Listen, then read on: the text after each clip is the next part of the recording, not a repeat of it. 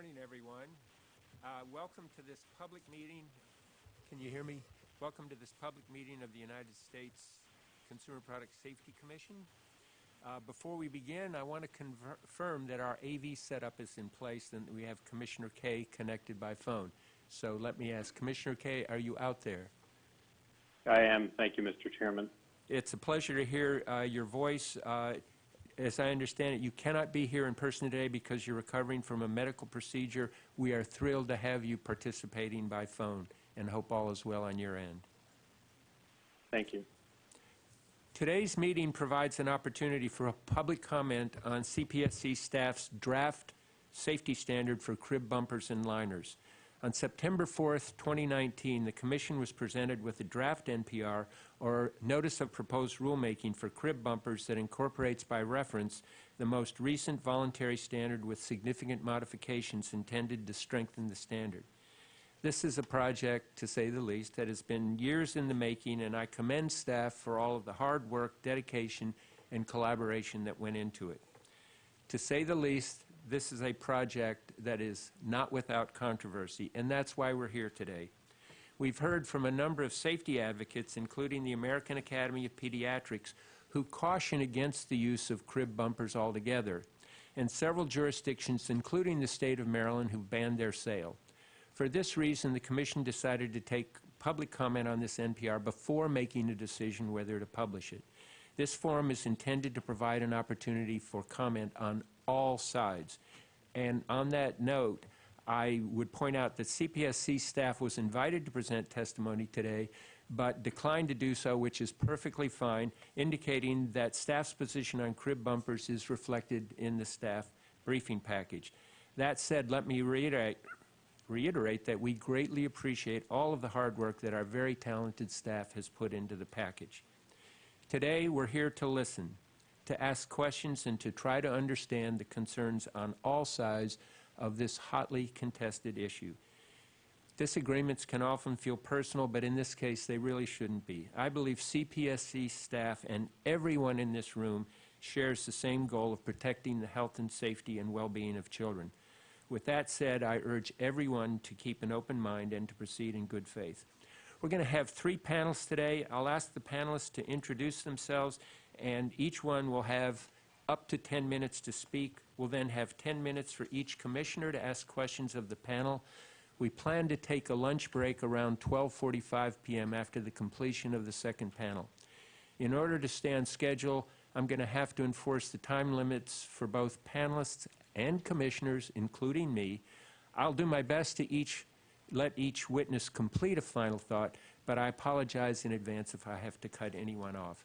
Our first panel is Dr. Sharfstein, Dr. Moon, Dr. Hoffman, and Executive Director Nancy Coles. And Dr. Sharfstein, I invite your comments. Thank you very much, Acting Chairman Adler and the other commissioners. Really appreciate the chance to be here today. My name is Josh Sharfstein. I'm a pediatrician. I'm a professor of the practice in health policy and management at the Johns Hopkins Bloomberg School of Public Health and the former Secretary of Maryland's Department of Health and Mental Hygiene. Maryland, as you mentioned, is one of the states that have banned the sale of crib bumpers. We did this in 2013. I think we were the first state to do so. I just want to talk a little bit about that and then go to the questions that you posed. We did that not because we woke up in the morning and decided to ban the sale of crib bumpers. We actually engaged in quite an extensive process of consideration. This included convening an advisory group of public health and pediatric experts in Maryland twice, including the chair of pediatrics at Johns Hopkins and some of the other leading pediatricians in the city. These experts voted twice to advise the state to do a ban. We also had a hearing that provided the manufacturers of crib bumpers the chance to make its scientific case and have an exchange with the experts. After that, they again voted to recommend a ban. We also had 2 public comment periods where we received a bunch of comments from a range of people where they expressed their views about this. And that led up to quite an extensive document that we will submit as part of the record that explained everything that we looked at from the scientific literature, all the public comment that we got in both public comment periods, the hearings that we did. And based on that, we concluded in Maryland that there were known risks of these products, that they were rare, but that they were real. We also found no meaningful evidence of benefits that would justify these risks. As a result, we concluded that a ban was required to protect young children. And we will have more information, as I mentioned, submitted for the record. So that is my primary experience with this issue, and so based on that, I wanted to turn to the questions. One of the questions you posed was about the utility or benefit of crib bumpers, and this was something that we explored. I have also worked at the Food and Drug Administration as the acting commissioner and principal deputy. A key question for FDA is, the benefit versus the harm. What's the balance there? So you really have to ask the question about the benefit. And we did not find any meaningful evidence of benefits from these products, nor did the industry at the time present any evidence, nor do I see any credible evidence of benefits in the proposed rule that is the subject of this hearing. I was kind of looking for a section that says, here are the benefits. But from my perspective, you're always thinking about the risks in the context of benefits, like you would for a medicine. Medicine can cause a serious problem, but is it giving, is it saving lives too? What's the balance? And there's nothing on one side of the ledger that is compelling. At the same time, there are multiple studies documenting injuries and even deaths from crib bumpers. In Maryland, we had a lot of testimony and engagement of the Office of the Chief Medical Examiner, where he had found that one death was directly related to crib bumpers, and he expressed concern about the role of restricted air circulation in other infant deaths. In the proposed rule, it looks like CPSC has identified as many as 83 deaths of infants related to crib bumpers. And so I think there's an important principle in product regulation for young children. Where there is no evidence of benefit, we should not accept a risk of death. Where there is no evidence of benefit, we should not accept a risk of death. And that is the principle that FDA used to work with CPSC to get rid of certain infant sleep positioners. No evidence of benefit, risk of death. It's the same principle that FDA applied for cough and cold medicines for young children, which are now off the market for kids under 4 and had caused deaths, and there were no evidence of benefit. So where there is no evidence of benefit, you should not accept a risk of death for young kids. The second question is about consumer understanding. And here, the question that you pose is kind of a subtle one, which is whether the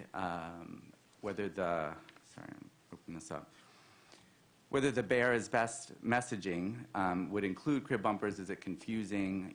I'm not aware of direct data about that question. I think the AAP has taken the position that the continued sale of these products undermines, say, safe sleep messages, and you'll hear from the AAP. But I do want to let you know, we will submit this for the record, but I've been working with Professor Andrea Gielen, who is a nationally recognized expert in injury prevention from the School of Public Health. And she got from the Harris Omnibus Group a nationally representative poll. She got the results yesterday. I'm going to tell you a couple of the findings, and we'll submit a report as part of the record. It surveyed 2,038 adult respondents weighted to the entire U.S. population, including 144 parents of children 0 to 2 years. 64% of the parents of young kids reported having used crib bumpers. So these are products that are still being used. And the 2/3 of them said that they thought the bumpers were safe. Half to 60% assumed that people wouldn't be able to buy crib bumpers if they were dangerous. And I think that that's a pretty important finding, because it relates to this, that I think people assume that if something is being sold for the crib, that somebody has looked at it and said it's safe to put in there. And I think, therefore, having them on the market does undermine any message about not using them. If the vast majority of people, or at least the clear majority of people, believe that just because it's on the market, it is safe to use. The third question you asked was about state laws, and I am pleased that the Attorney General of Maryland submitted comments for the record here. The Attorney General's view is that the CPSC rule would not preempt what Maryland does, but the Attorney General also said very clearly that they don't want to be litigating this with anyone. They think if the Commission is going to go forward, it'd be very important and helpful to put a clear non-preemption provision in the rule specifically.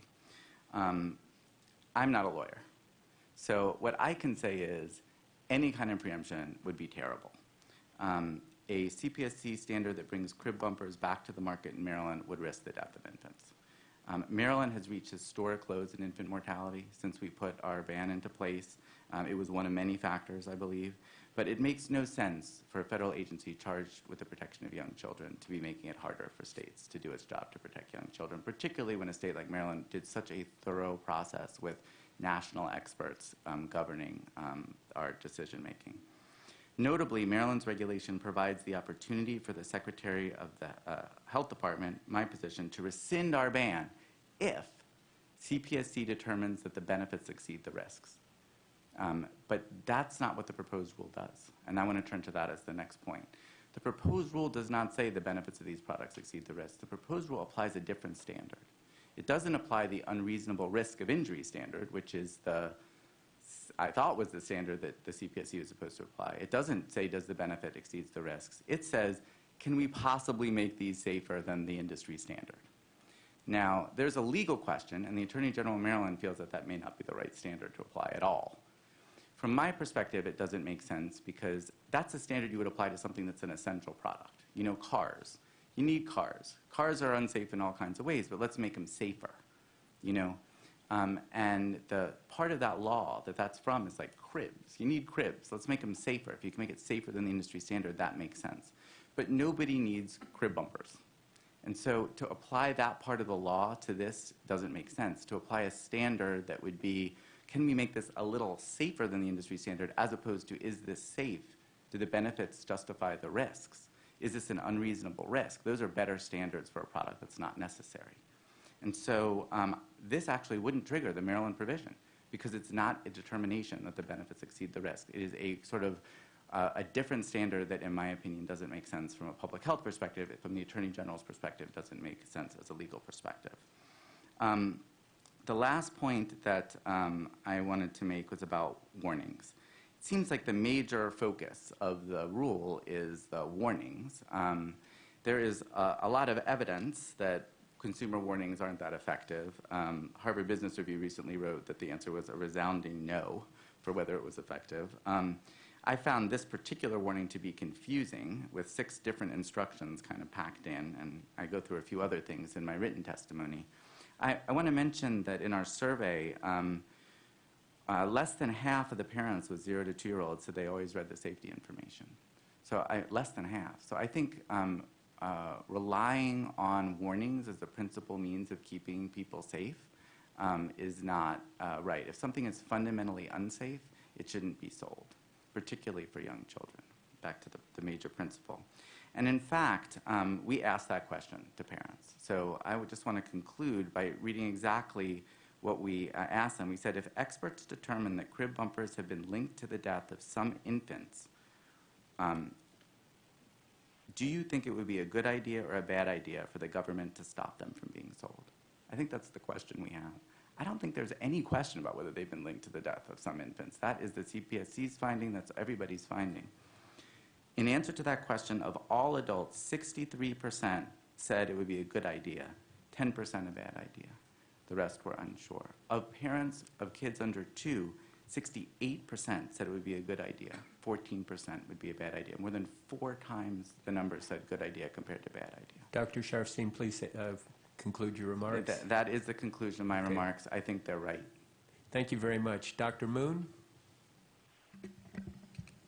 Good morning. Thank you for allowing us to be here. My name is Rachel Moon. I'm the Harrison Distinguished Teaching Professor of Pediatrics and the Division Head of General Pediatrics at the University of Virginia School of Medicine. I've spent over 25 years studying infant mortality, safe and unsafe infant products, and sudden unexplained infant death. I've previously done occasional work for the CPSC as a paid outside consultant on consumer products designed for infant use since 2012. And I very much appreciate your invitation to speak to you today regarding the safety of crib bumpers. I'm speaking here today on behalf of the American Academy of Pediatrics, or AAP. I'm the chair of the AAP Task Force on Sudden Infant Death Syndrome. The CDC estimates that every year in the U.S. there are approximately 3,600 U.S. cases of sudden unexpected infant death, or SUID. This includes sudden infant death syndrome, accidental suffocation or strangulation in a sleeping environment, and other deaths from unknown causes. Infants are uniquely vulnerable in their early stages of development when immature cardiorespiratory or arousal systems can lead to a failure of the protective responses that older children exhibit. Because of these developmental differences, a sleep environment that is perfectly safe for an older child can pose potentially fatal risk to infants. Safe sleep guidelines, as outlined by the AAP, require placing babies on their back on a separate surface, on a flat, firm surface with no loose fabric or soft bedding nearby. While much progress was made on SUID early in the efforts of the AAP and governmental partners like the CPSC in promoting safe sleep practices, we've seen this progress in reducing SUID plateau for the past decade, and actually the past 2 decades. In some high-risk groups, the rates are actually going in the wrong direction. The CPSC is in a unique position to help address the public health problem of SUID through its jurisdiction over infant products.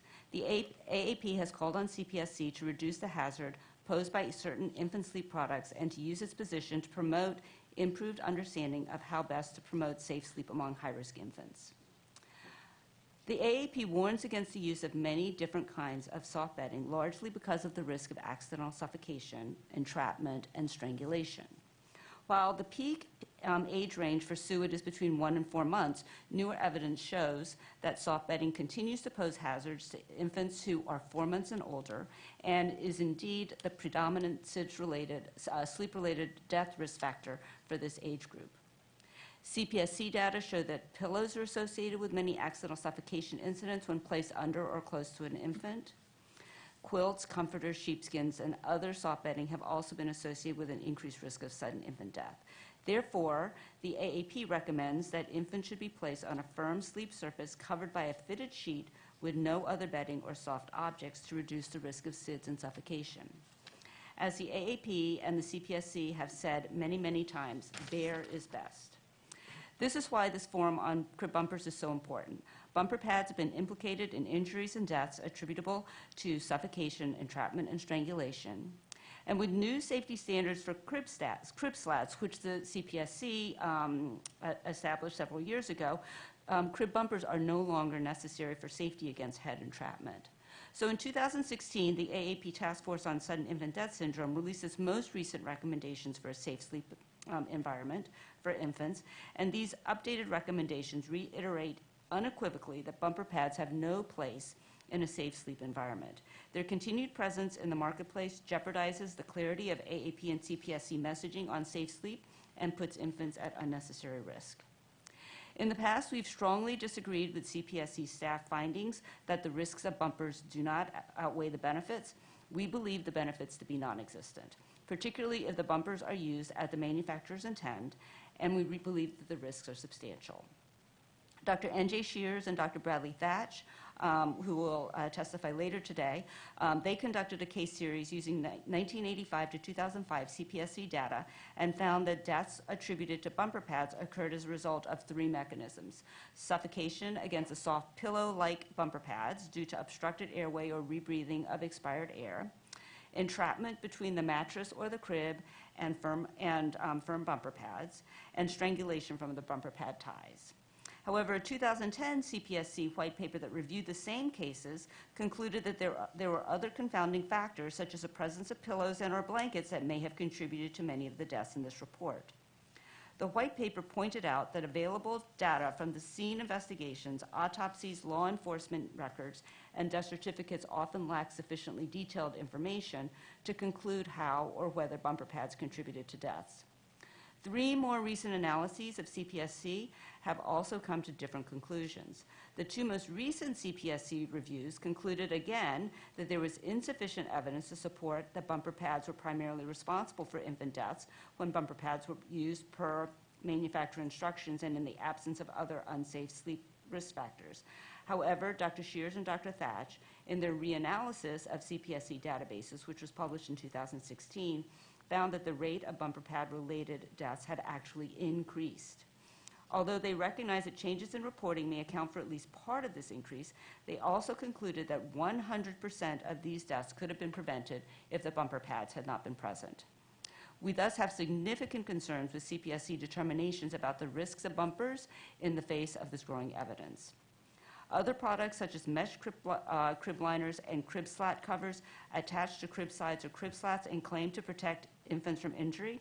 However, there's no published evidence that support these claims, and the risk of suffocation may outweigh any minimal safety benefit. We pediatricians are fond of saying that the absence of evidence is not evidence of absence. So without published peer-reviewed data demonstrating that other products that attach to crib sides or crib slats, such as mesh crib liners and crib slat covers, do not pose a potential for suffocation, entrapment, or strangulation, these products cannot claim to be safer alternatives to crib bumpers, and the AAP does not recommend their use. So we urge CPSC to look to peer-reviewed data in making these and other safe sleep assessments. The CPSC's own website states that the CPSC is charged with protecting the public from unreasonable risks of injury or death associated with the use of the thousands of types of consumer products under the agency's jurisdiction. CPSC is committed to protecting consumers and families from products that pose a fire, electrical, chemical, or mechanical hazard, unquote. A ban on crib bumpers unequivocally meets the standard and mission. Crib bumpers are associated with deaths, and they pose a mechanical hazard to infants. In addition, they are not an essential product, so their dubious benefit is far outweighed by the clear and present risk.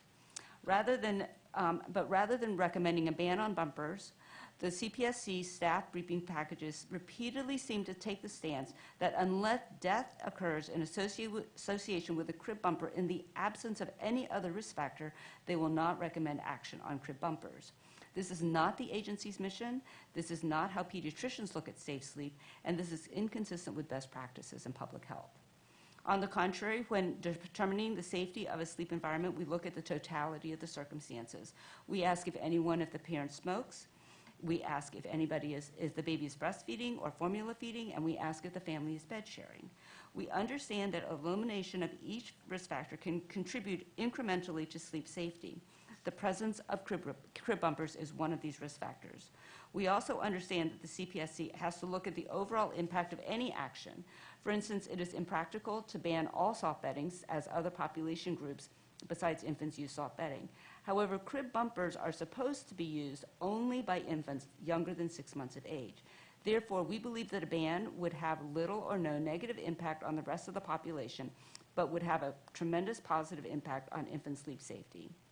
If crib bumpers, if they are used by, as they're being used by consumers, whether in cribs with infants with colds or with other soft bedding or sleep positioners, are involved in one infant death after another, the way to protect the public is to disallow their use, not to contort reasoning to permit the use of crib bumpers. The staff package states clearly that, quote, soft bedding is a suffocation hazard, unquote, despite its ostensible purpose of keeping an infant warm. However, the staff package does not support a ban on crib bumpers, even though they pose the same hazards as soft bedding, because CPSC staff say that bumpers ostensibly serve the purpose of protecting infants from limb entrapment. This is logically inconsistent, confusing to consumers, and deadly for infants. A ban on crib bumpers would reinforce the message that bare is best. No soft bedding of any kind should be placed inside an infant's crib. There is one surefire way to prevent infant deaths from crib bumpers. Don't use them, ever.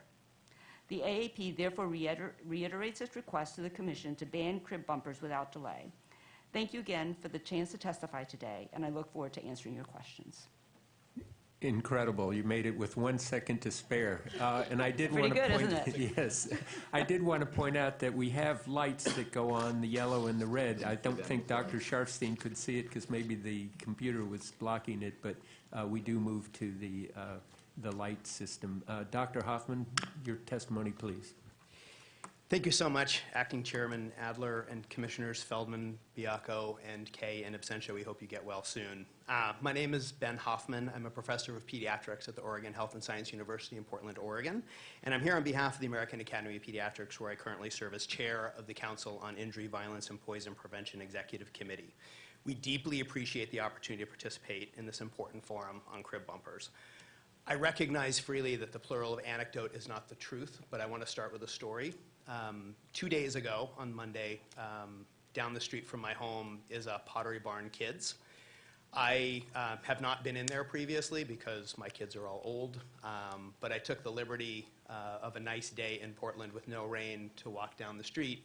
I went in and talked with one of the salespeople with the understanding that one of the staff in my office is pregnant, and we were thinking as a group of getting together and purchasing a crib for them.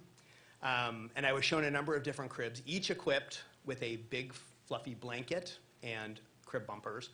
And when I asked about the bumpers, we're told that they're necessary to prevent injury, that there are government standards around them, that they've been proven to be safe, and they could not be sold if we knew that they weren't safe. This is what I was told.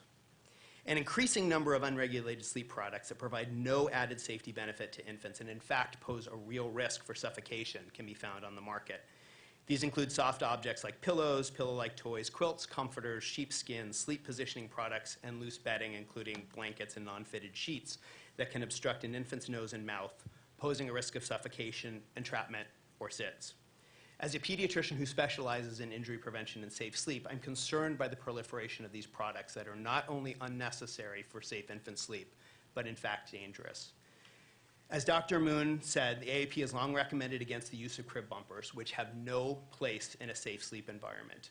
The data clearly show that bumper pads and similar products attached to crib slats or sides are frequently used without the thought of protecting infants from injury. With the thought of protecting infants from injury. And indeed, bumper pads were initially developed to prevent head entrapment between crib slats.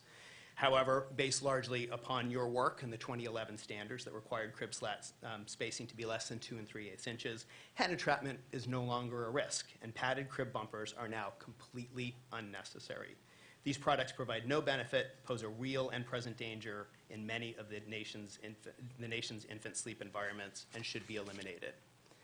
Researchers have concluded that at best, the use of bumper pads may only prevent minor injuries. There is little to no data on the extent of those limb and head injuries, but knowing what we know about child development and physiology as a pediatrician, I'm certain they would be only very minor. Any potential benefit in preventing minor injury with a bumper pad are far outweighed by the risk of serious injury or death. Again, this can occur due to entrapment between the mattress and crib bumpers, strangulation from loose ties or other parts of the product, suffocation when an infant's head is pressed against the product, compressing the nose and mouth and obstructing the airway, and asphyxia when an infant's position on or near the product leads to rebreathing expired air.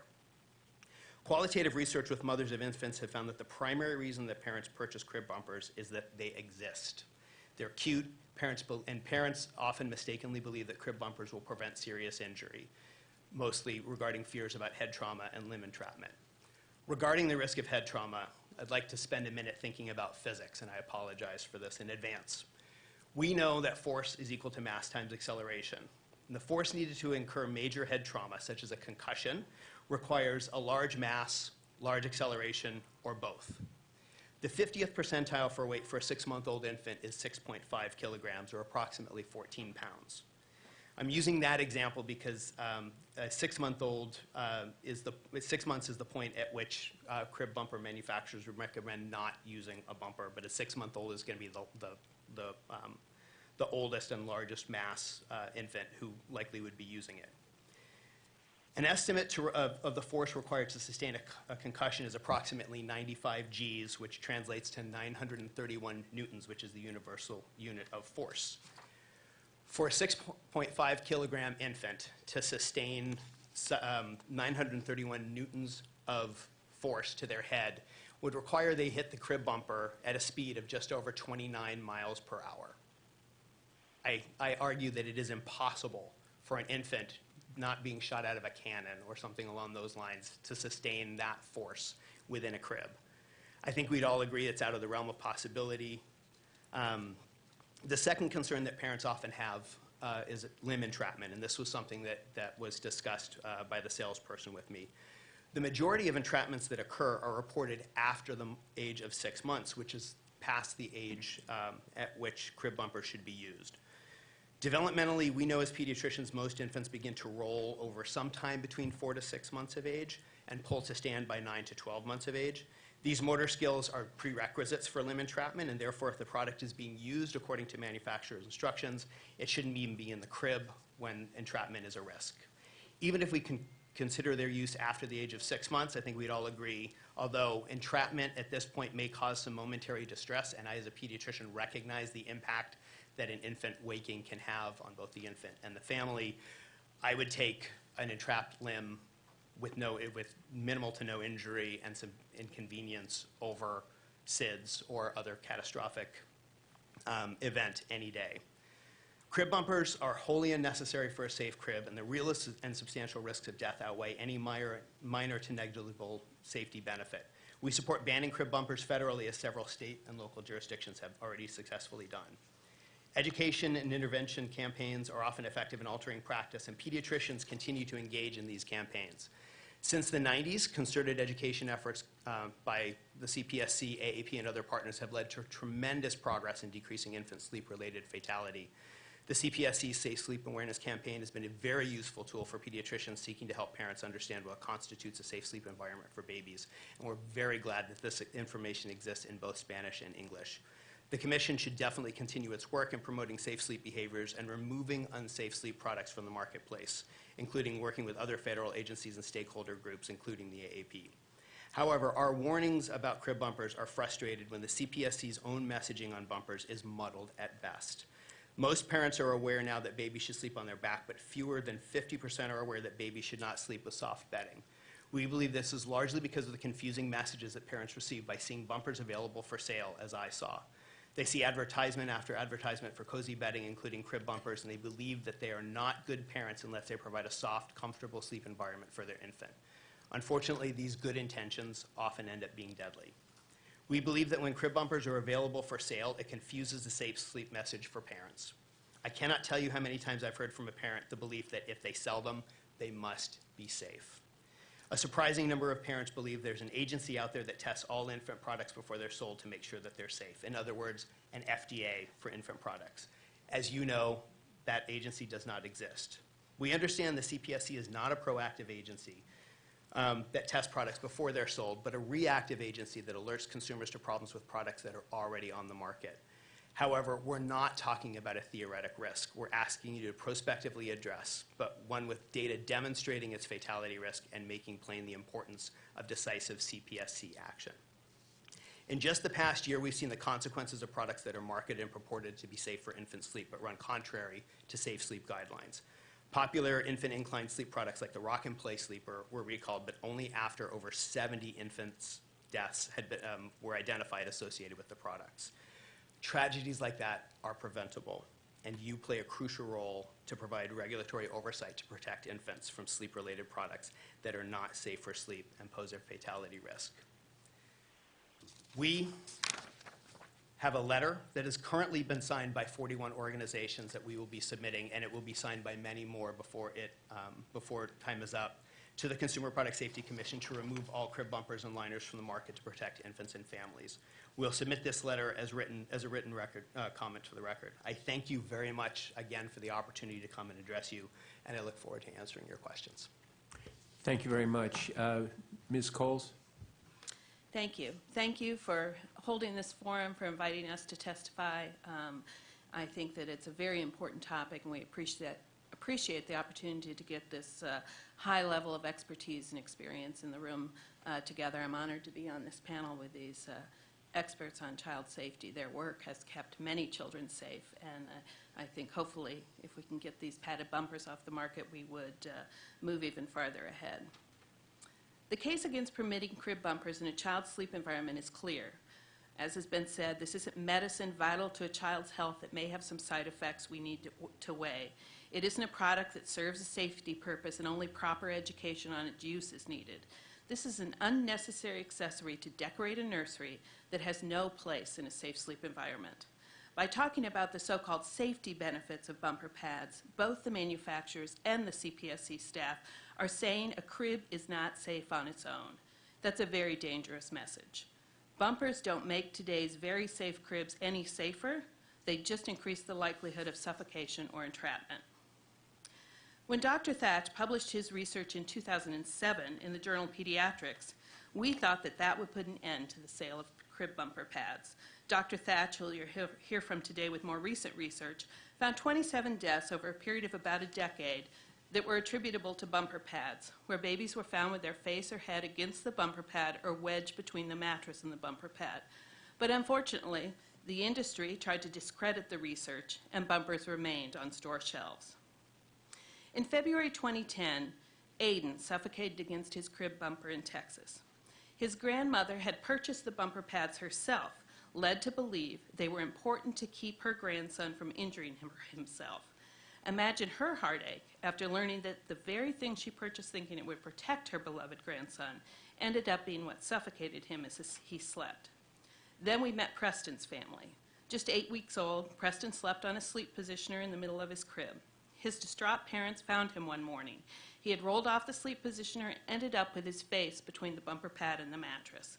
Immediately after Preston's death, the CPSC, along with the FDA, led by Dr. Sharfstein, issued a warning against sleep positioners, saying they were unnecessary and dangerous. For years, that reduced the number of sleep positioners on the market to almost zero.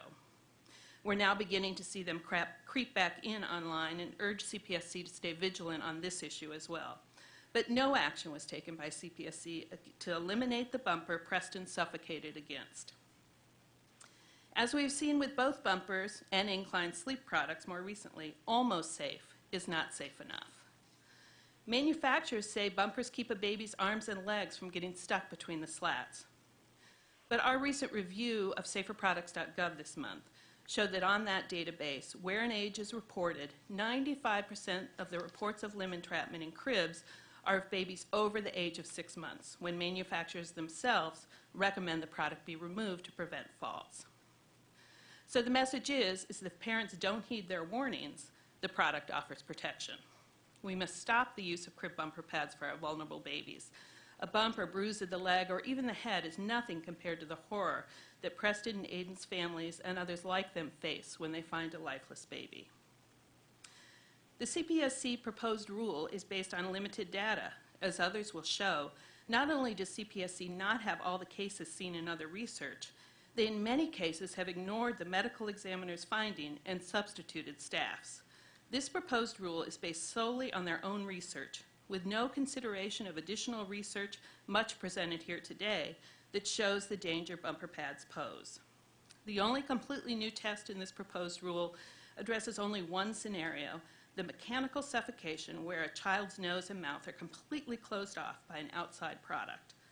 A standard based on this proposed rule would simply mean that the very type of bumpers we know have suffocated children would now be labeled by the CPSC as safe, creating even more confusion among consumers.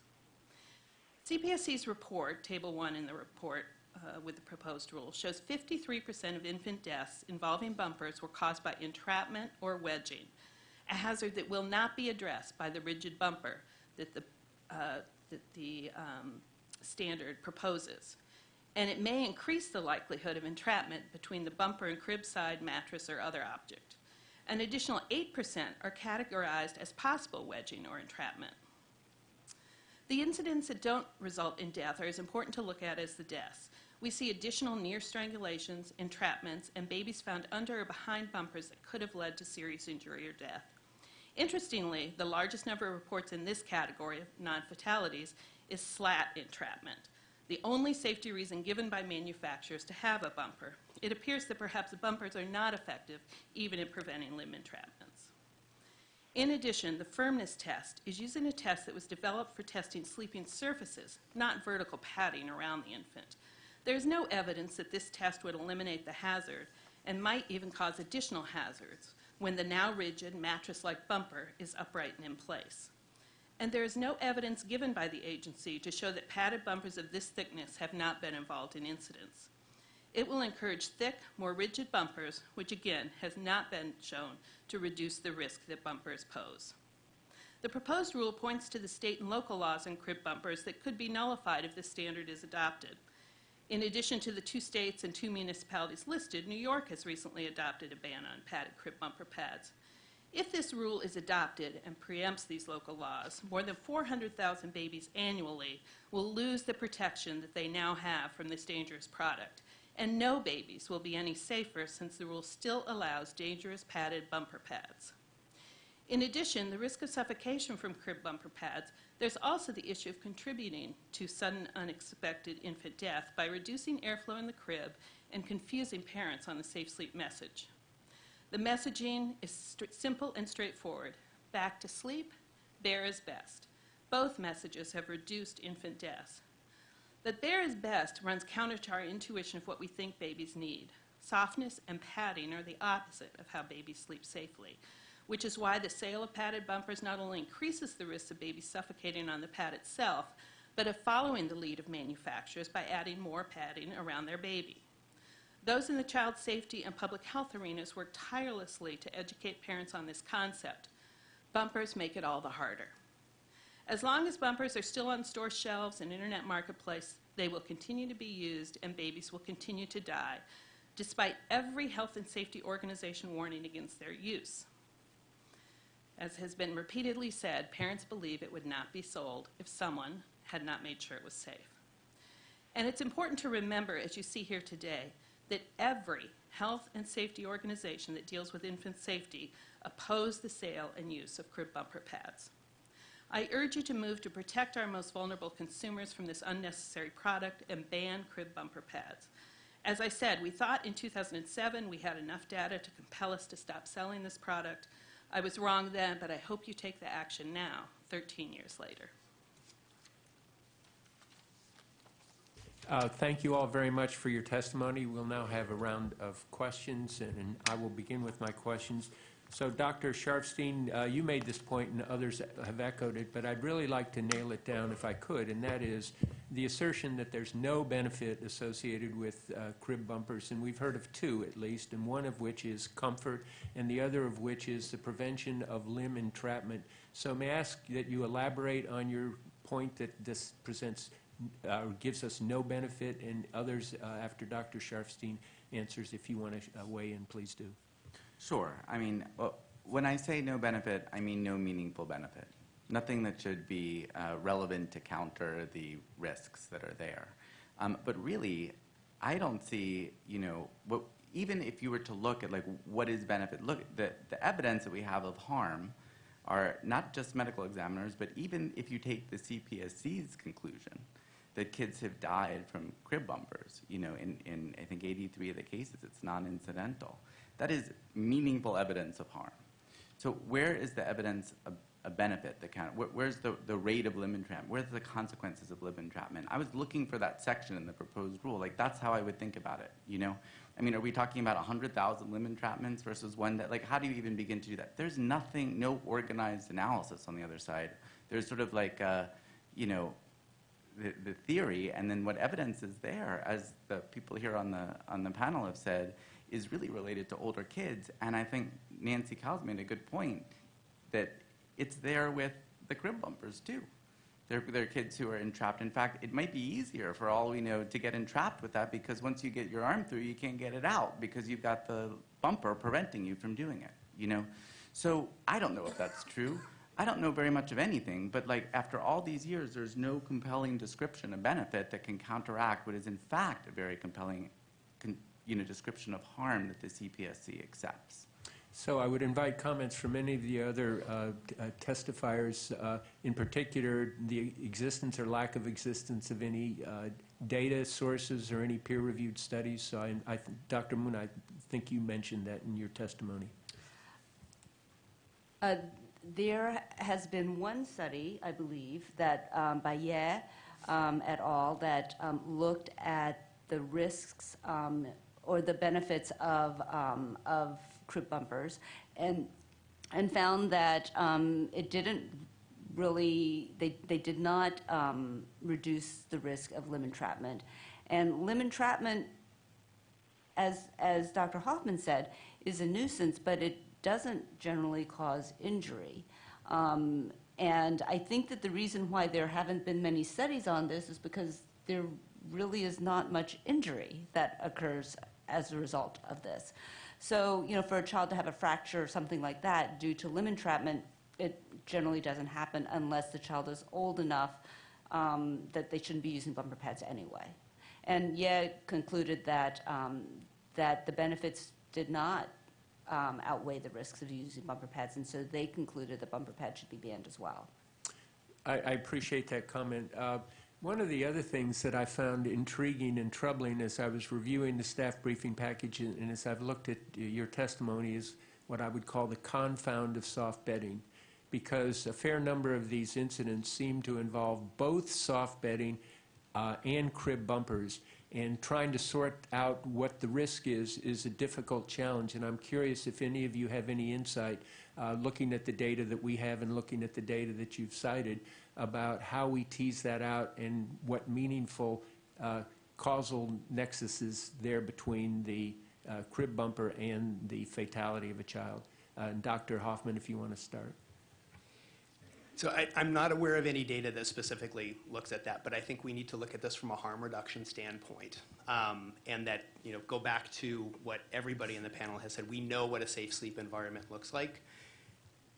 It's difficult, because products are there and there is pervasive attitude about what, how parents want their babies to sleep.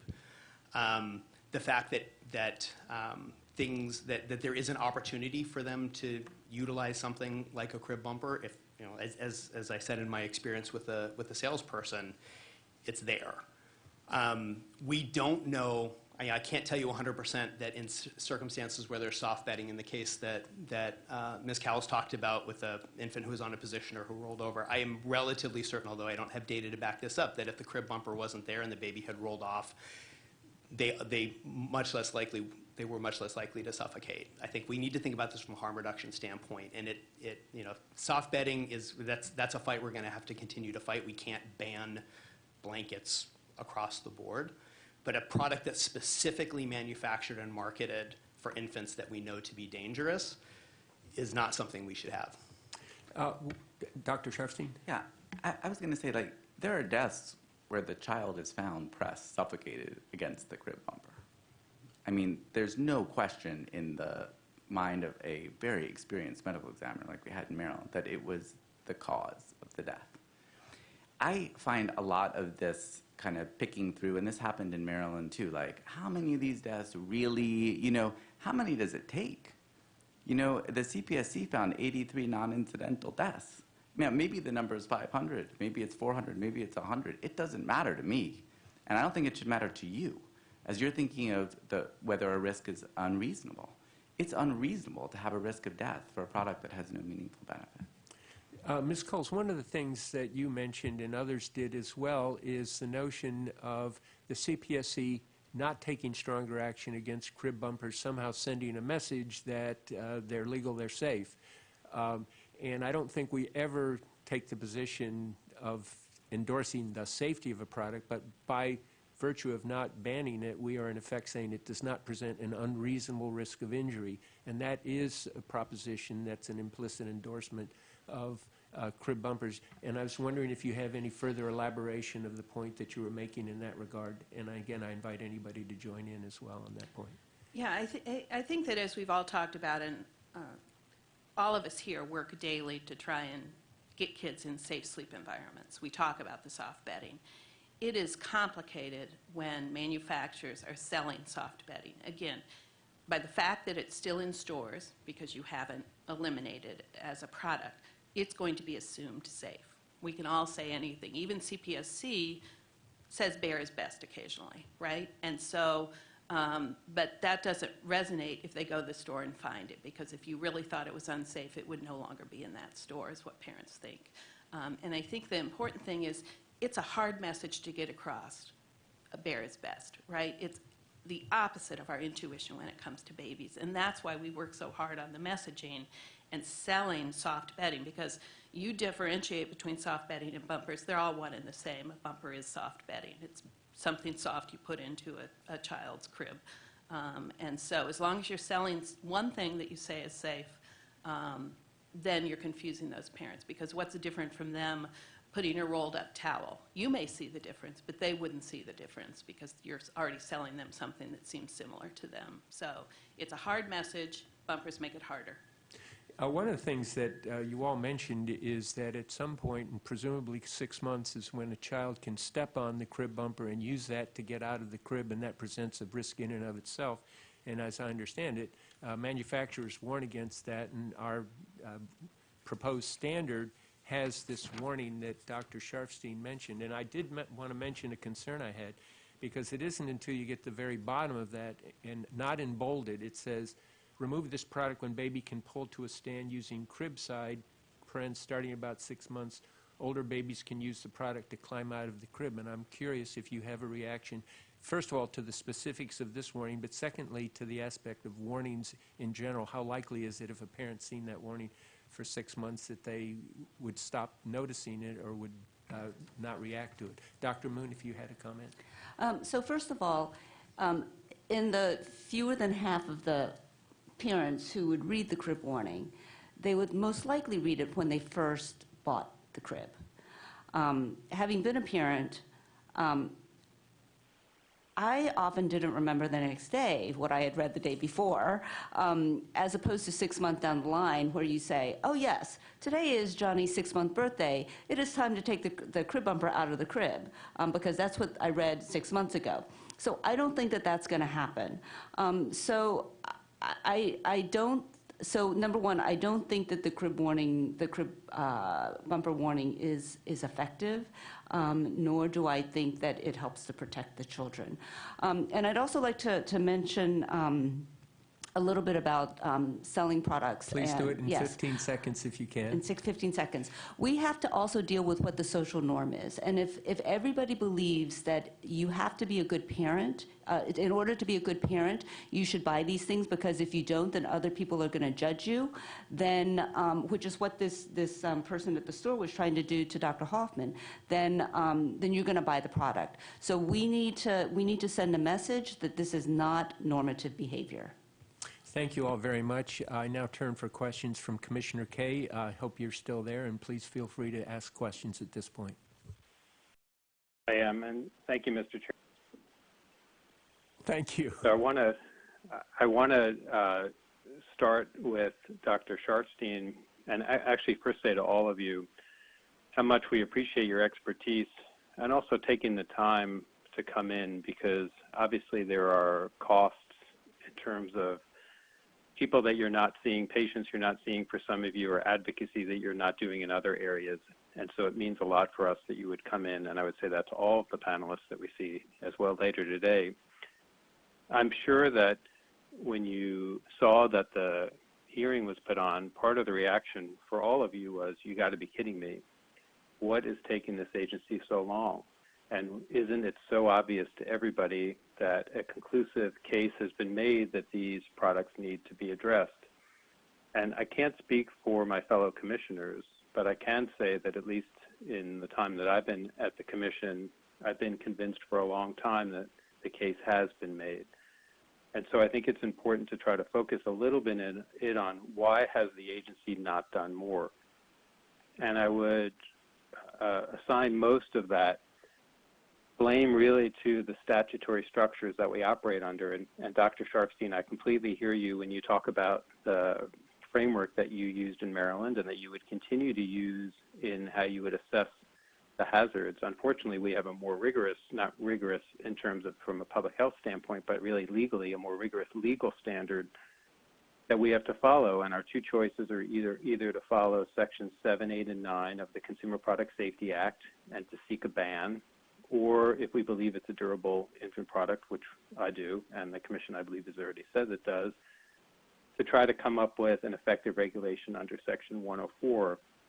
If the goal of the stakeholder community is to have regulatory action done by the agency, I do think it's important that folks focus in on the legal requirements that exist in those statutes, particularly if you seek a ban, Sections 7, 8, and 9 of the CPSA, and use the remaining comment period time to provide the kind of data that you believe exists out there that would support the various factors in that statute. In the absence of having that data, and even sometimes with that data, it's still a challenge for us, but certainly in the absence of it, we have no chance of moving forward in a regulatory fashion. And we can completely agree with everything you're saying. I personally do agree with everything you're saying. But that agreement alone does not help us in terms of satisfying those statutory elements. It just comes down to whether or not we can make the case. And so again, I urge both the panelists here, any panelists and any stakeholders on any side of the issue to look at the statutes and look at what is required, and if you feel a case should be made, to go ahead and to provide more data along those lines. So having said that, I do want to turn to some specific issues. And first, Dr. Sharfstein, I do want to assure you that I would not support any efforts by the agency that would preempt stronger actions taken by other jurisdictions. I do not think that that's the way it should work. I don't think that consumers are well served by that. And again, I can't speak for my colleagues, but I want to make that assurance to you. Beyond that, though, part of the frustration is that we are dealing with a discrete product category in a larger area of unsafe sleep. And I hope that all of the panelists would be able to continue to help us, if we are able to address bumpers, how we move past to address the remaining issues of safe sleep. And so without getting into too much detail, I'll start with Dr. Sharfstein, but I'd like to hear from all the panelists. Do you feel like if the agency is able to deal with bumpers, you have other specific suggestions that would help us tackle infant safe sleep issues on a larger level? You know, I think I'm going to defer to my colleagues here who work more intensely on safe sleep. I'm here as sort of like a little bit of, based on my major focus on bumpers, and I would look to the experts in the AAP. I would just say two quick things. One is, to your point, I don't know of any other issue where you have the entire scientific and public health community aligned on what the evidence suggests a public agency could do. If I were back at FDA, I would be so happy for an issue where everyone whose interest was in the health of children, that was their job, actually agreed with what should be done. That is so rare. It is extraordinary that in the face of that, the agency hasn't yet moved forward. To your second, just if you permit me, very quick point, and I very much respect your position, and as I said, I'm not a lawyer. I think the view that we have and that the Attorney General of Maryland has is that there is adequate authority to ban. But if in the end you decide there isn't, it, in my view, is the responsibility of the Commission to state that you believe the product should be banned and you don't have the authority, and to ask Congress for legislation to do that. I think that is the responsible regulator's position if you think that something is the right thing to do.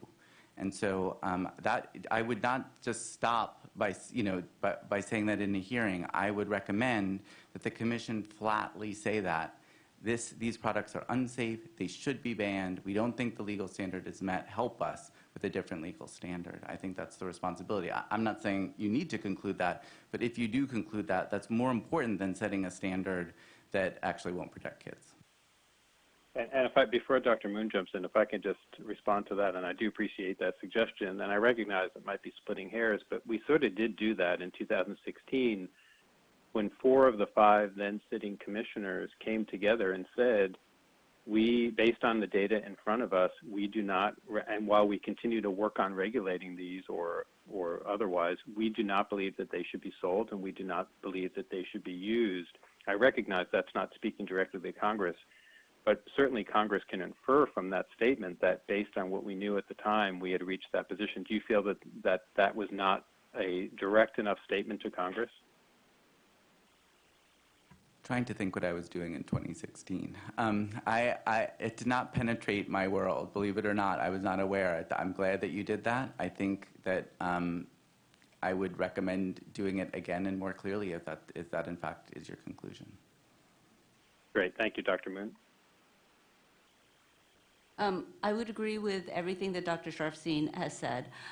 With regards to your question about are there other soft bedding products or products that I would recommend banning if we finish with bumpers, and I'm not clear that we will, but that's hard to say because one could spend one's whole life chasing products on the internet. Every week I get an email or a phone call from somebody who is concerned about a product that a parent is using, and I look at it and I was like, wow, I didn't know that existed. And it's hard for me to be able to say, and maybe Dr. Hoffman or Nancy Coles has more insight into this, to say there are specific categories of products that we would go after next. And for me, I don't know that that's the case, but I do know that it's wild, wild west out there. And it just seems like every day there's another product on the market that I look at and I think, oh my goodness, there are so many hazards here. Yes, we feel the exact same way. Dr. Hoffman? I'm going to go ahead, Commissioner Kaye, if that's okay. It's Nancy, obviously. Sure, of course. Ms. Coles, please go ahead. Given the limited time here. I think the CPSC has already started work on the next most important thing with Safe Sleep, and that's the infant sleep product standard that would eliminate these daily entries into the market of products that consumers assume you have to already decide they're safe, but have no standard that covers them. There should not be a product available for sale for an infant sleep environment that doesn't meet a federal standard. It's the one place we leave children alone, babies alone. It's the one place where it has to be completely safe, because not only do you put your baby in there to sleep, but it's the only place a very exhausted caregiver has to put the baby down and know that they might not be happy, but they will be safe. And the fact that we allow these, we saw what happened with the incline sleep products. There's more products like that. So I think that's the next important thing for this agency to do. Great, thank you. And in 15 seconds, Dr. Hoffman? So thank you, Commissioner Kaye. I really don't have anything to add on top of that other than echoing what Ms. Callis just said about addressing standards. I think, as a pediatrician, I acknowledge that for many families, or most families, sleep for infants is among the most complicated, difficult things they're ever going to do. And the promise of hope, I think, is what pulls people forward, and selling hope in a way that's dangerous to babies is something we just can't accept. Thank you. Great, thank you so much. Commissioner Bialko? Thank you. Thank you all. I found all of the information extremely interesting. I did read everything with one exception, which I'll get to, and I do understand it all, including the physics, Dr. Hoffman. Dr. Sharfstein, I think the most compelling thing I've heard so far today is what you said about the weighing the risks and the benefits. I think that is a very compelling point. What I do not agree with you on, and I don't think you're right on, is the legal analysis for all the reasons that Commissioner Kaye said and more. We do have an absence right now of data to fall into the two categories. So on that note, do you have, it's been a while since Maryland banned the crib bumpers. Do you have any data that demonstrates that the reduction in infant fatalities in Maryland is directly related to the ban? That would be helpful if you do. It's too complicated to be able to say it's directly related to the ban, but we do see reductions in sleep-related deaths, considerably steep reductions in sleep-related deaths. And so that we think is both direct and indirect, both because of the potential that maybe there would have been actual kids smushed up against the bumpers, but also because particularly Baltimore City, where we've gone from 25 to 30 sleep-related deaths a year down to 7 to 12, depending on the year. There's such a strong, clear, safe sleep messaging that is very clear, no bumpers, no anything. And so I think it's helped with that messaging. So I think our view is it has been helpful, but it's not possible to assign a specific causality. Thank you. I'm going to jump around here. I'm sorry if I'm jumping around. Dr. Hoffman, when you went into the retailer and asked about that, I'm not sure I followed everything you said. So you went in and your assistant's not really pregnant, right? You just, okay. Is that your only experience with a salesperson? Oh, goodness, no. Okay, so do you have, I'd be interested in whether there's a study as to, is there anything consistent that we're hearing out in the market, or do you know of any study like that? I'm not besides your aware of any experience? studies like that. My children will tell you anecdotally that I have been doing that for years, and it has been a very consistent experience. I do that with car safety seats as well. Interesting. At retailers, just because I'm very passionate about this and I'm interested in what my families are hearing. And a lot of that is driven by my experience as a clinician when parents and caregivers tell me of an experience that they had. And I have had direct experience in coworkers in putting together lists for baby showers, asking about things. And actually, one of my coworkers currently, who has a 2-year-old, when I emailed my staff to say I was coming here, said, "Thank God you're going. I have so many friends who are still using those, and they won't listen to me." Okay. So I don't have any hard data. I think that would be a great thing for us to do. Because something you said I hadn't thought of before, and that was your point about blankets. Mm-hmm. If they're misused, or we do have data of children dying because they suffocate in a blanket, or too much stuff in a crib, whether it's a crib bumper or extra blankets, pillows, and Ms. Coles, I think you also mentioned the rolled up towel. We used to have the positioners, and when my kid was born, there were positioners and so forth. Are you?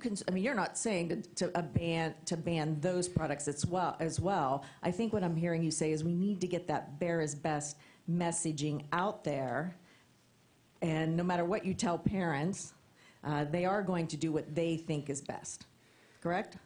Yes, but I think that there are issues. There's a difference to me between a blanket, which I would not recommend for a younger child, and blankets are going to be sold outside of specific baby distributors and baby stores.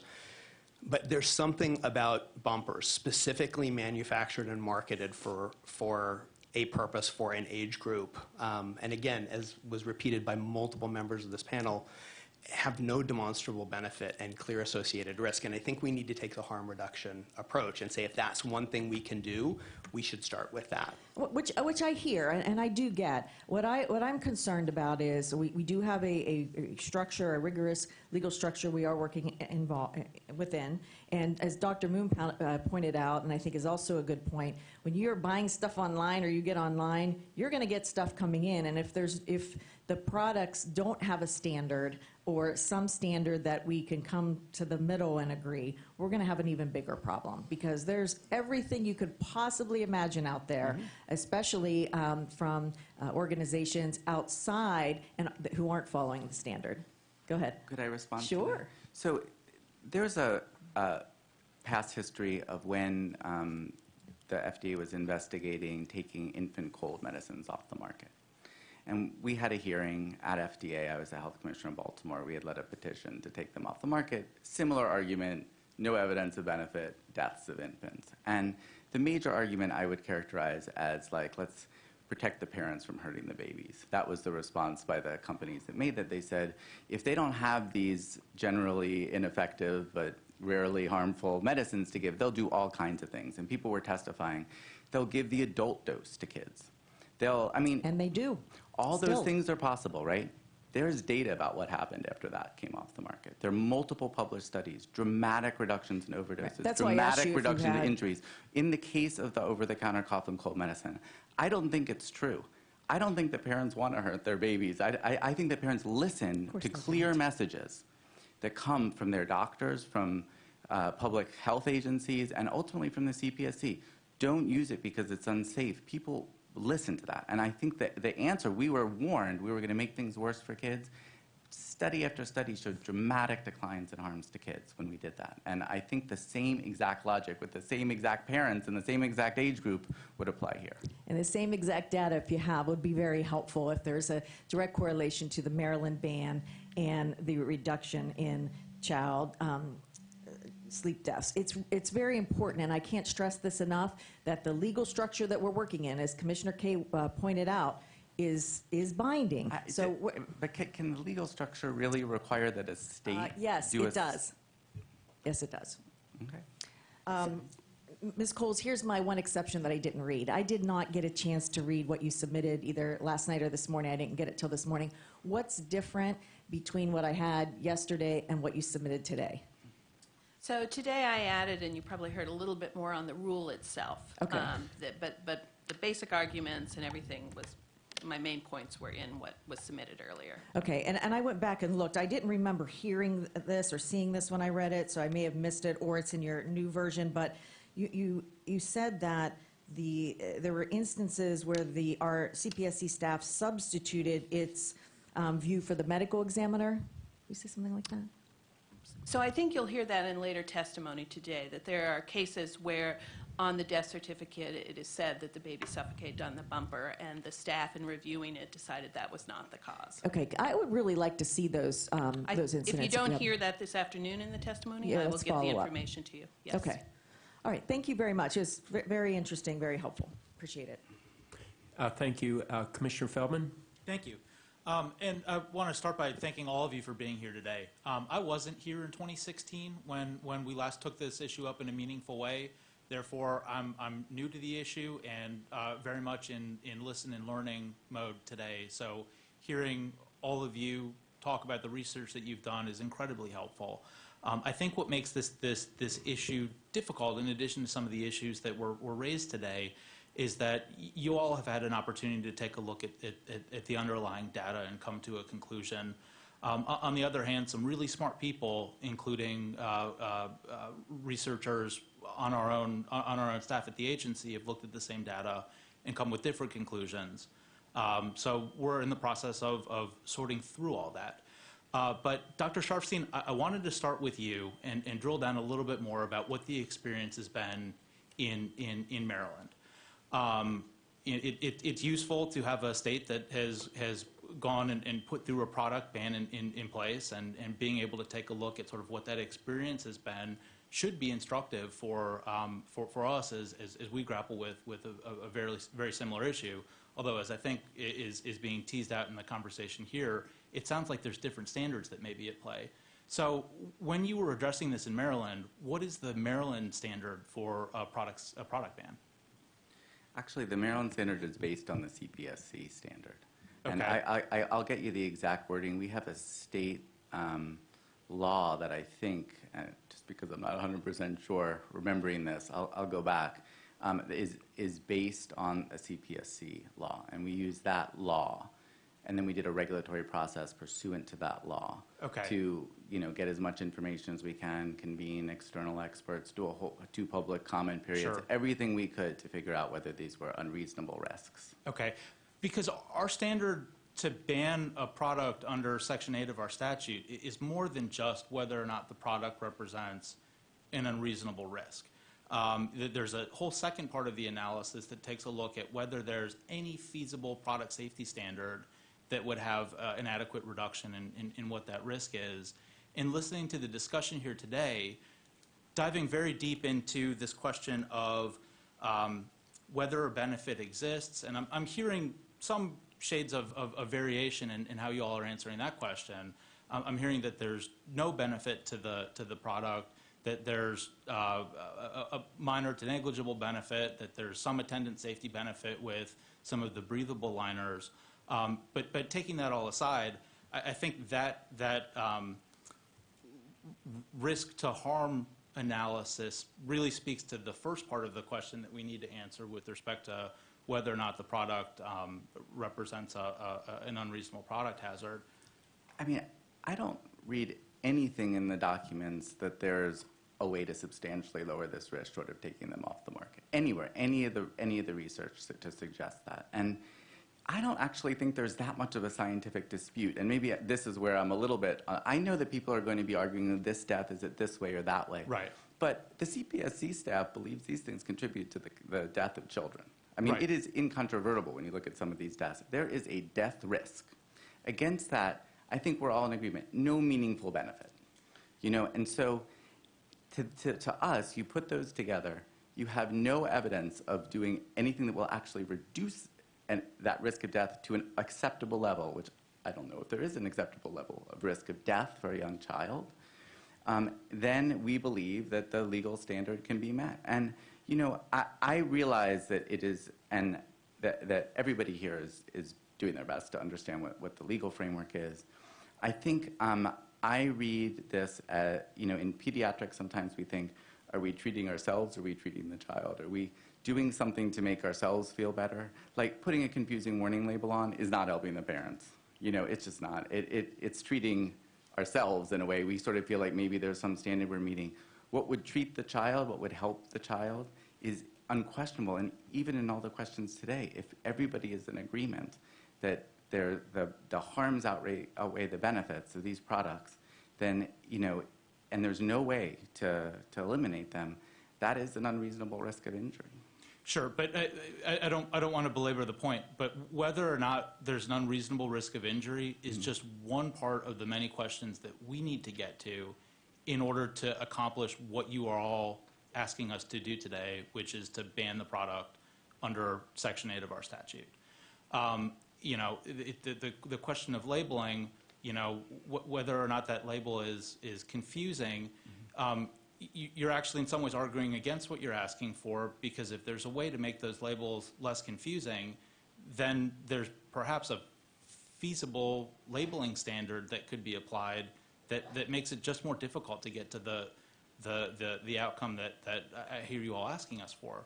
And you know, please hear that I'm struggling with this. Because you talked about acceptable number of deaths. There's no acceptable number of deaths. Any of these deaths is tragic. But as Commissioner Kaye said, and what I hope you're hearing, there's bipartisan concern on the commission that we're not there yet with respect to meeting all of the requirements that we would need to get to have a ban that is enforceable and that won't fall when it's challenged. So I really do want to get this right. I totally appreciate that. And my point about the labeling was not that I think there's a way to make it less confusing, but that I'm trying to understand a little bit of how the CPSC staff is thinking about this. Yes. And I just think it's completely in the wrong direction. I mean, yes. Less than half of the parents say they read all the labeling, and that's even at birth. And I don't know whether labeling can reduce the risk unless people don't use the product at all. And that's a discussion, but I think that's part of the discussion that we need to have in order to get to yes on what I'm being asked here today to consider. And what I'm hearing from the panel today is an extensive conversation and deep dive into whether or not the products are unreasonably unsafe. But again, what I'd like to hear more from is a fulsome discussion of all of the requirements that we would need to make, and go through any feasible safety standards that may be applied. We need to be able to dismiss those arguments as well in order to do what you're asking us to do. I mean, I don't think any of us believe there is a feasible safety standard. Okay, but again, I'm not hearing that argument being made. I personally see bumper pads as being like smoking, as cigarettes.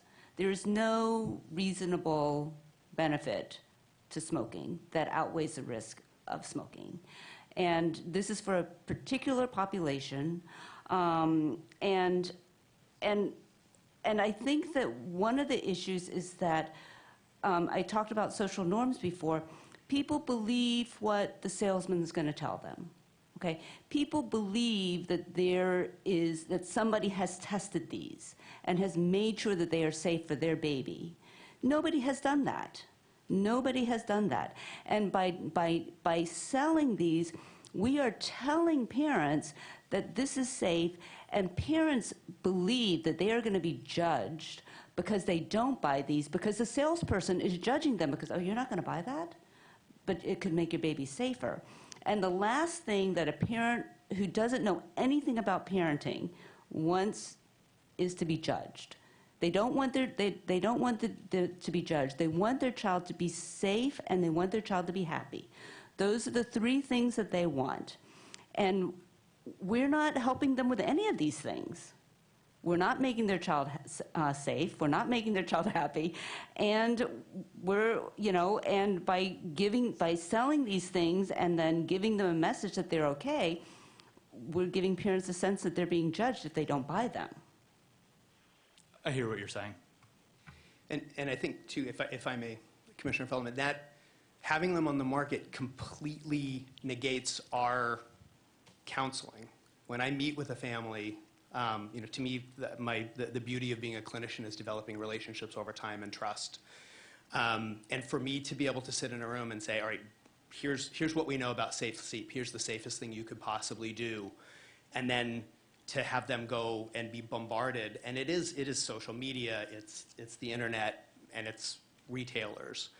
Anything that casts doubt or makes it easy for them to do something else, they will do. I've seen that repeatedly in the car seat space.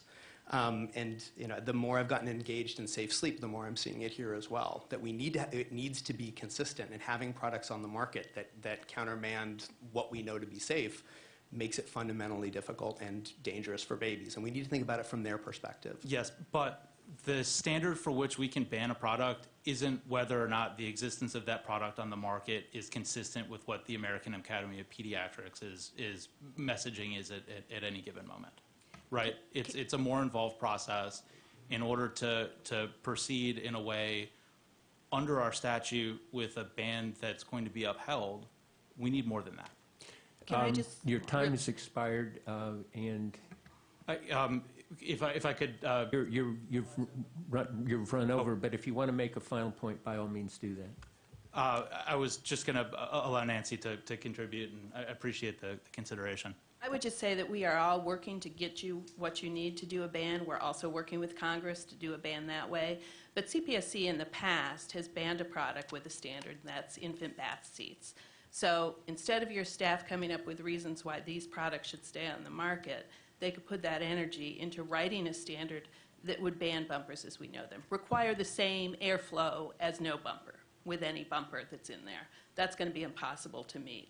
Require different things. You have done it before. You can do it if that's the way you want to go, but we are also trying to work on these other avenues. My time's expired. And so I want to thank the first panel for your excellent testimony. We will begin the second panel at 11:25, but I did want to add one thing. And Ms. Coles, you're a pretty good lawyer for not being a lawyer. There is no requirement that we address crib bumpers under Section 8. It's certainly one possibility, but the discussion that we've been having is addressing them under Section 104, where the test is dramatically different. This is a point we can debate at some length. But again, I do want to thank the panelists for your excellent testimony, and we will begin testimony at 11:25 or so. We're going to take a quick break.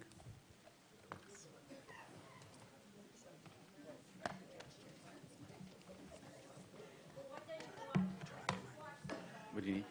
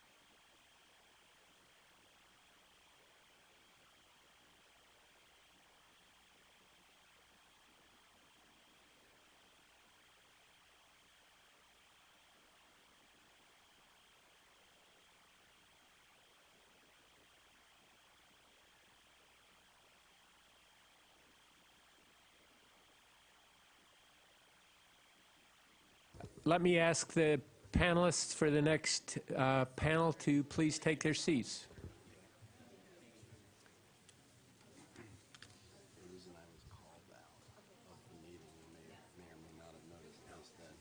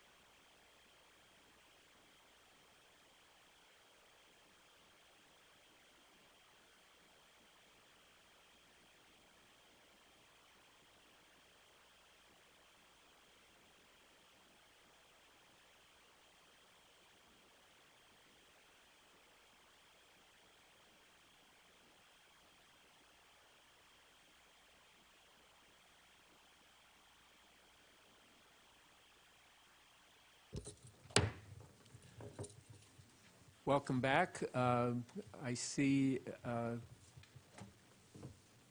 something that must be a set of slides that we were going to see on the screen up there. We welcome our second panel, and we're going to go from my left to my right. And so, Ms. Jacobson, if you want to proceed. Thank you for the opportunity to be here today.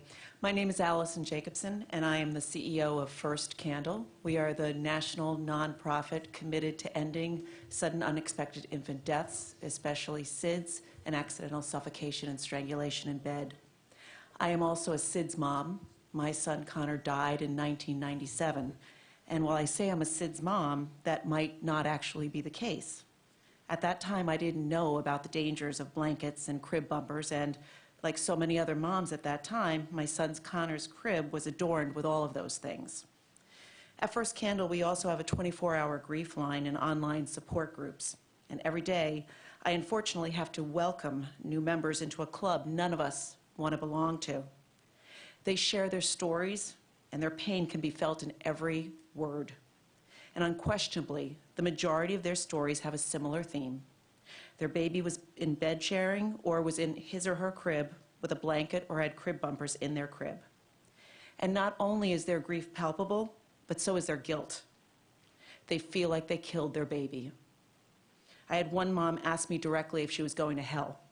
And sadly, they learned too late that bed sharing or having blankets or crib bumpers can cause their baby to suffocate. Perhaps the most heartbreaking comment is, "No one ever told me." And the most infuriating question is, if crib bumpers can cause my baby to suffocate, why are they sold? And this goes back to what we heard from the other panelists. They assume that if it's on the market, it's safe. And maybe that's not the case, but as a consumer, that's what we're led to believe. We also see, as one of the panelists said, things from Pottery Barn Cribs and all these beautiful layettes and crib bumpers, and we assume that's the norm. Every year, 3,600 babies die from sudden unexpected infant death, and currently 26% are caused by accidental suffocation or strangulation in bed, and another 36% are undetermined, which means they could have possibly been caused by suffocation or strangulation. Over the past decade, we have seen a 110% increase in accidental suffocation and strangulation in bed.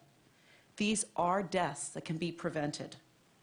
There is no need for crib bumpers, and we have the ability to at least eliminate one risk. And that's why First Candle strongly urges the CPSC to ban these crib bumpers. Thank you. Thank you very much. Ms. Lesh? Good morning, and thank you for the opportunity to testify today. I'm Jen Lesh, the CEO of Breathable Baby, a mesh liner manufacturer from Minnesota. Actually, chemist turned CEO. I bring that up because you'll find a lot of data, research, and that I'm a fan of products based on science. That's why I'm very proud to lead Breathable Baby. Let's take a step back to our origin. It goes back to 1999, when Dale and Susan Waters woke to a piercing cry and found their 3-month-old Ciara with her leg wedged between the slats and her face pinned against the mattress. Based on advice from their pediatrician, they had no bumper. She was very active, continued getting stuck, and after many sleepless nights, they became desperate. And without a safe solution on the market, they took matters into their own hands to find a thin, breathable material. The idea for a mesh liner was born, and we were founded in 2002. Today, I plan to establish 3 things. First, mesh liners are substantially different than padded crib bumpers, both in construction and performance. Second, mesh liners are safe. There is no evidence to the contrary. And third, moms and dads want an entrapment solution. I will end with a request that regardless of the standards you choose, our mesh liners be allowed to pass and continue providing a safe and reliable alternative to bumpers. Let's review the differences. Many spend time talking about the dangers of bumpers, but spend less time on the reasons why: the material and the construction, specifically 2 layers of fabric with inner fill. It's obvious fill is thick, but what's not obvious until under a microscope is it's not uniform. That means poor airflow out and the risk of rebreathing CO2 in. When fill is covered with fabrics, it can further restrict the airflow because the fill's openings misalign with the fabric's openings. Let's look at the samples I've provided. The pink bumper has 0 permeability in cubic feet per minute, or CFM, as measured by ASTM D737.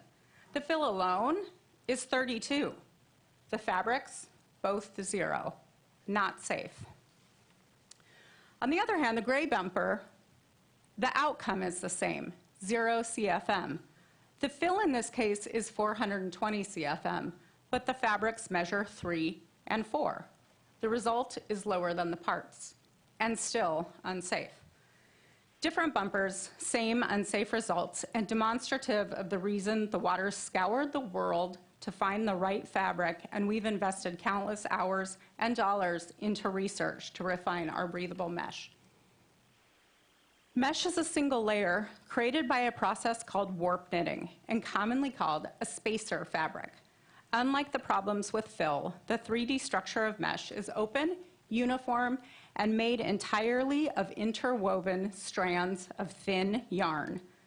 Our mesh has visible holes ranging from 1 to 5 millimeters wide, and the spacers make our mesh less than 5 millimeters thick to avoid presenting occlusion risk.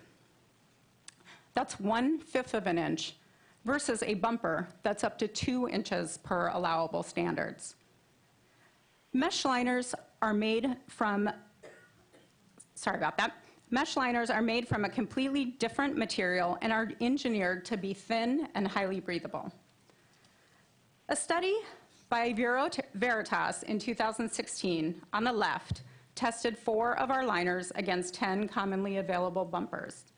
Our classic mesh we still use in production today measured 1,031 CFM, nearly 25 times more permeable than the bumpers tested, which range from 21 to 70. The NPR references a report that used test method BS 4578 for infant pillows. The CPSC determined the testing was not useful in suffocation for bumpers, and we have no reason to disagree. However, the test did show that the pressure changes associated with mesh liners were undetectable at average infant airflow breathing rates of 2 liters per minute.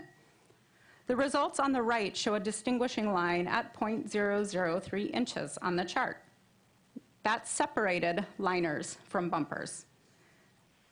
Both BS 4578 and D 737 show a clear demarcation between liners and bumpers. We commissioned an environmental health expert to compare BS 4578 results to D 737 results and our specifications. He applied Darcy's law, which evaluates pressure drop and flow rate as a function of permeability. And this theory reaffirmed that an infant would not experience resistance through our liners. In fact, he noted our minimum specification of 700 is more than 15 times that distinguishing line noted in the report. That brings me to my second point, the safety of our mesh liners. We have sold over 4.5 million mesh liners without a recall and without a single report of injury, death, or emergency medical attention.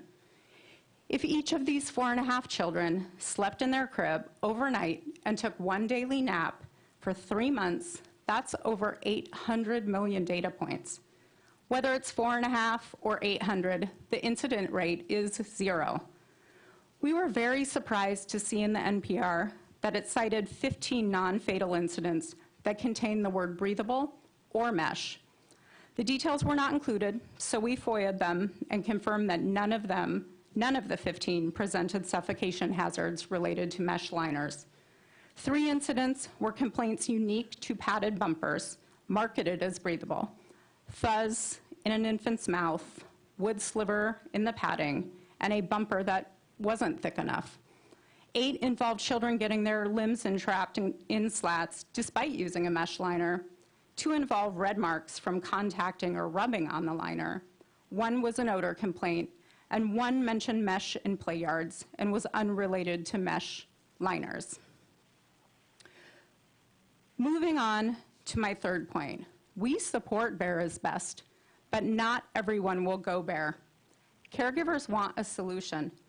A 2015 consumer study showed 74% of moms with infants ranging from 6 to 12 months used a bumper or liner, with one of the top reasons being to prevent entrapment. A 2019 study led by NJ Shears with moms of children under 24 months showed 90% of moms used a bumper or liner to prevent entrapment. Higher than our study in part due to age and demographic differences. 37% of moms in the Shears study reported entrapment, actual entrapment, not all of which ended in the ER. And she concluded moms with bumpers and liners were significantly less likely to experience slat entrapment. A forensic audit of the 4 CPSC databases by Econometrica estimated 280 ER-related entrapment injuries annually, and noted that arm and limb entrapments account for over 50% of crib-related injuries reported to the CPSC. And what about those numerous entrapments that don't end in the ER because parents choose not to go or simply can't afford it? Entrapment incidents are real. Data derived from searching over 1,400 reviews on just one of our mesh liners shows over 200 reviews with comments related to entrapment and the tangible quality of life benefits provided by our mesh liners. In summary, crib standards have changed, slats are closer, but entrapments still occur. We need a safe solution for the over 2 million slatted cribs sold every year. It shouldn't be Bare or nothing. the risks of parent DIY, and the unintended consequences, perhaps of a rolled-up blanket, are real. Independent parties have reinforced that the position on the mesh liners, they don't pose the same risks as padded crib bumpers. A 2016 Journal of Pediatrics article by N.J. Shears stated mesh liners are breathable and thin and may likely reduce the likelihood of slat entrapment. Her 2019 study reinforced this. Econometrica concluded mesh liners appear to provide a potentially substantial safety benefit in the form of reduced numbers of limb entrapments without posing a potential suffocation risk. We respectfully request that regardless of the standard you choose, our mesh liners be allowed to continue providing a safe, reliable, and useful solution to remedy the real-world issue of limb entrapments for babies and parents. Thank you. Thank you very much. Ms. Collier?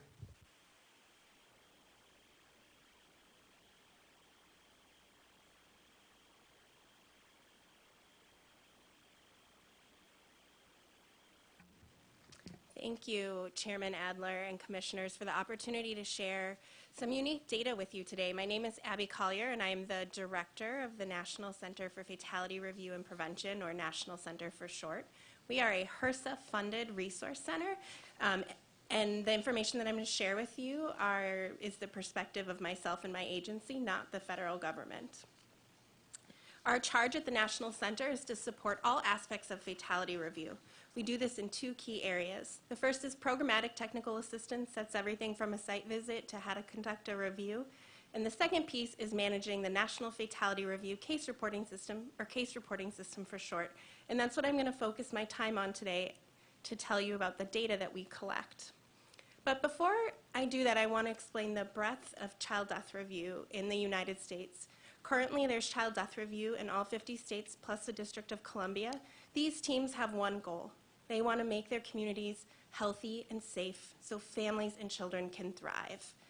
Unfortunately, we do this by looking at how and why kids die. As you can see from the slide, there's just a great depth of individuals engaged in this work at the community level, the state level, and the national level. Child death review happens in sort of three key steps. I like to think of it as putting together a puzzle. The first thing we do is tell the story. Each individual child, one child at a time. Team members come prepared with information about the child and the family, and they share it. Everybody in the room shares what they know, and we put together the puzzle. Sometimes the picture makes perfect sense, other times we're missing pieces or it's an incomplete view. Once we've clarified everything we know, we collect data and then take action. What's unique about child death review is we bring together this diverse group of professionals, medical examiners and coroners, pediatricians, law enforcement, child welfare, local public health. And what we get is this multifaceted view of a child and a family, but also of our community in order to identify our systems and our gaps. Our child death review teams are charged with one thing, and that's to catalyze prevention. If you would have told me more than a decade ago this is where I'd hang my professional hat, I probably would have said no, but the prevention work is what keeps all of us going. I want to transition now to talk about the case reporting system. It is a free web-based data system used by fatality review teams in 45 states. The case reporting system collects a unique set of data as well as a unique depth of data that is available to local and state users in real time. So often our teams are waiting for vital records or waiting for other official reports. When they're using the case reporting system, they can access it in real time, which allows them to identify trends in their community and immediately take action. As I said, it's used in 45 states. We have more than 2,100 users. It's quite a thick book of data questions. There's 2,600 variables, and we have more than 220,000 cases in the case reporting system. Data in the case reporting system is owned by the state that enters the data, but there is a process for researchers to access data to inform their research. In fact, Dr. Moon has published a number of papers on the data in the case reporting system. Obviously, we think the data in the case reporting system is valuable and unique, but I would be remiss if I didn't point out a few of its limitations. First and foremost, it's not population-based data, and we cannot calculate rates. There are very few states that enter 100% of their cases, And so we know we're not talking about an entire population. We also know that standards vary significantly across jurisdictions as to depth and quality of death scene investigations, what's kept in medical records, et cetera. There's missing and incomplete information. When you ask folks to answer 2,600 variables, by the time they get to the end of the form, they might be a little fatigued. And that there's been multiple versions of the case reporting system since it launched. We're on version 5, but the next version is on the horizon. I'll transition to talk a little bit now about how we collect information on sleep-related deaths. As Dr. Moon pointed out in her testimony, what is called an asphyxia in one jurisdiction might be called a SIDS in another jurisdiction, and it might be called unknown or undetermined somewhere else. In order to address this issue, we use a gatekeeper question asking if the death occurred in a sleep environment. This allows us to look at these cases regardless of cause and manner of death. So what you can see on the screen is where I've highlighted that gatekeeper question. We actually ask it for children younger than age 5, although most sleep-related deaths happen to children younger than age 1, there still is a couple that happen in that older group. We then go on to collect additional information about items in the sleep environment. So you can see, again, I've highlighted that we ask questions about what was in the environment and its relationship to the child. So we want to know everything in the environment, but more importantly, we really want to know its relationship to the airway. So we want to know if a blanket was present, but we want to know if a blanket was over the face. The same is true with bumper pads. To better capture how and why the infant died, we've revised these questions, and in 2013, this current matrix was adopted, and it's still being used today, and what it allows us to do is note if something was present, if it impacted the airway, and if that airway impaction was partial or fully obstructed. So we found a total of 84 cases in the case reporting system where the bumper pad was clearly documented to have obstructed the airway. There are exponentially more cases that fall in that gray area. A bumper pad was present, but so was a blanket. We excluded those cases just for clarity's sake. When we looked at those 84 cases, we reviewed their narrative, and I'll talk more about that in a second, and we excluded any narrative that was unclear. So the data that I'm going to present to you on these 73 cases are really clear-cut cases where the bumper pad impacted the death. We analyzed the data from 2008 to 2018 from 25 states. You can see the demographics up on the slide. Of note, we found the greatest risk for infants was between 2 and 4 months of age, which is consistent with testimony you heard this morning from our colleagues at the AAP. I also want to point out that we had a higher number of non-Hispanic Black and Hispanic infants in the case reporting system based, if we compare that to infant deaths. As expected, about 90% of these deaths occur in the parent's home, so kids are at home where they should be. It's important to note that 23% of infants in this subpopulation were born premature, and that in a typical population, we see about 10% of infants born premature. So it's an important finding to note. We also found that in most of these cases, parents were following at least one of the recommendations of the American Academy of Pediatrics. So just to highlight Dr. Moon's point earlier this morning, we see how these deaths are signed out by medical examiners varying greatly. 52% are listed as accidents, followed by 30% undetermined. The same can be true for cause of death. We see about 50% of them listed as an external asphyxia, but then we get everything in that category from SIDS to unknown to an injury. So there's kind of great inconsistency. And again, the use of that gatekeeper question allows us to access this data regardless of how the medical examiner signs it out. We also look at how the infant was placed and found. We found by looking at this data that 31 of the infants were placed on their back to sleep, but only 7 were found on their back. What does account for that difference? Certainly some of the infants were developmentally able to roll. However, we know this is just a small number. We recognize that families know the message about babies sleeping on their back and might be giving a biased answer to medical examiners. As we heard earlier, we know families want to do the best they can. When we looked at the deaths, we found that 27 of them had a partially obstructed airway, 41 had a fully obstructed airway, and in the other cases, you'll see an asterisk. That number was less than 6, which means we cannot release it. In Both of those cases, though, the bumper pad was listed in the narrative as obstructed, but not in the data portion of the form. One of the things we commonly hear is that death scene investigations are not collected on these infants. However, we want to point out in the cases that we're presenting on today, there was comprehensive death scene investigation occurring. We found that 96% or 70 of the 73 had a death scene investigation.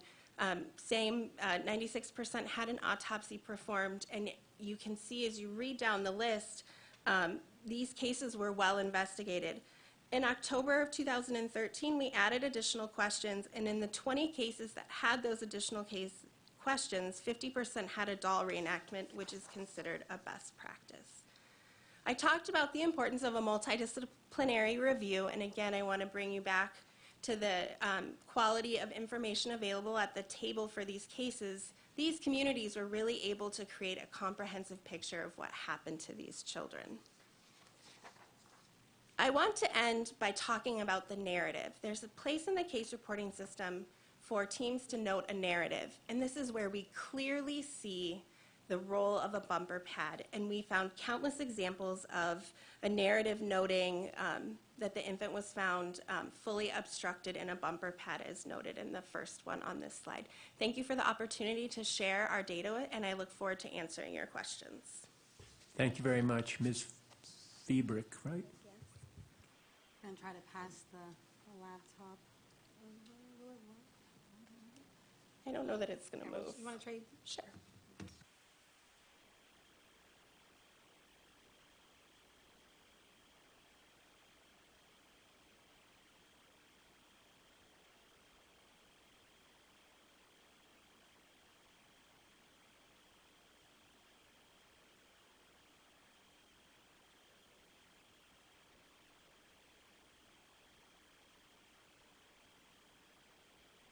We don't start the clock till you're ready.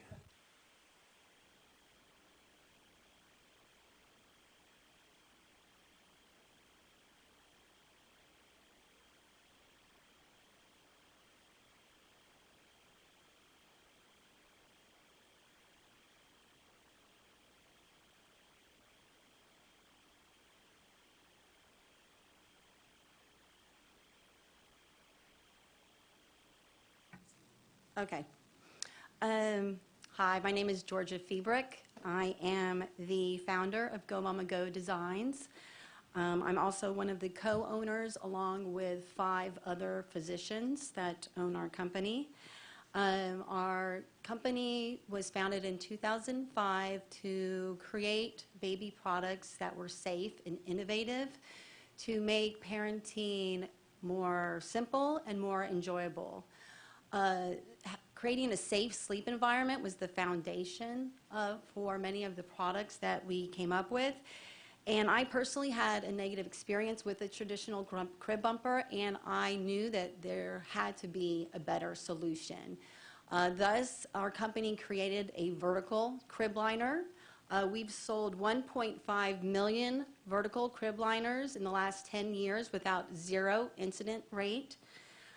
We safely fit on almost any crib, a standard crib, round crib, Stoka, oval, a mini crib, convertible cribs, cribs with headboards, sideboards, and toddler cribs as well, without any need for manipulation to the product itself.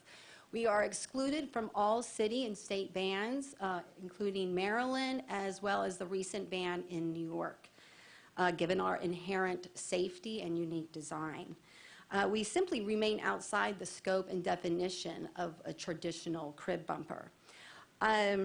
Contrary to the AAP's assumption that crib bumpers are not to be used or are used after 6 months, is simply not true for our product. Most parents are purchasing these products at the age of 6 months for their children. When the children are becoming increasingly mobile and hurting themselves in the crib, that's when we see people purchasing our product, and they can use our product indefinitely, up to 2 years, 3 years, as long as they're in the crib. There is no safety hazard not to use our product. We do not provide any instructions or warning labels to remove it at any given time. So that 6-month limit that applies to traditional crib bumpers absolutely does not apply to vertical crib liners.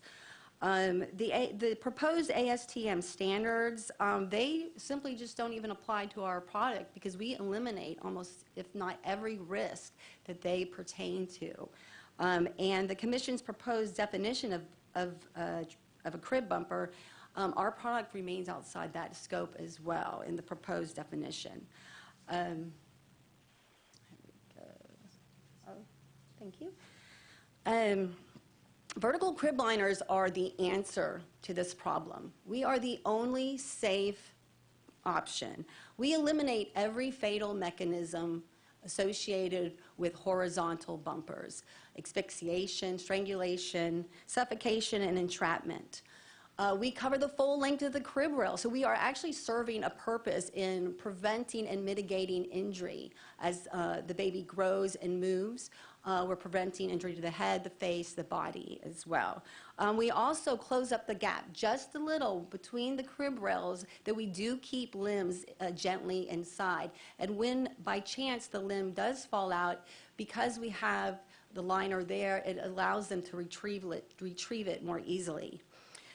We also maintain the level of airflow equal to that of a bare crib. We have done CO2 dispersion rate assessments by Intertech, one of the leading child product assessment facilities, and I have provided that before in the past, and I will provide it again for the record. So using our vertical liners is synonymous with using nothing on the crib as far as airflow. We also eliminate the risk of suffocation. We have a non-continuous convex design where the airflow is never obstructed among the nostrils and the mouth, and that is also in that Intertech study, compared to 100% of continuous surface area that a traditional bumper presents.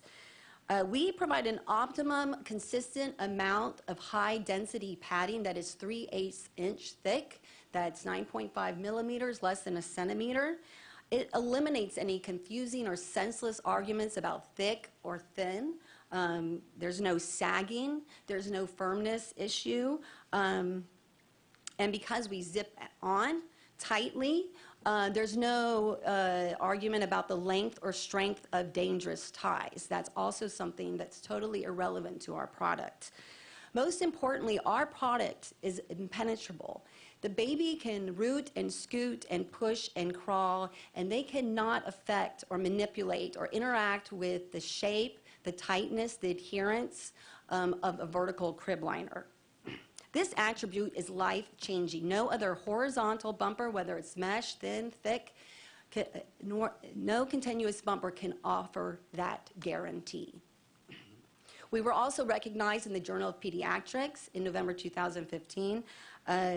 Dr. Thatch lauded us as a viable, safe option that seems to mitigate some of the problems found with the traditional crib bumpers.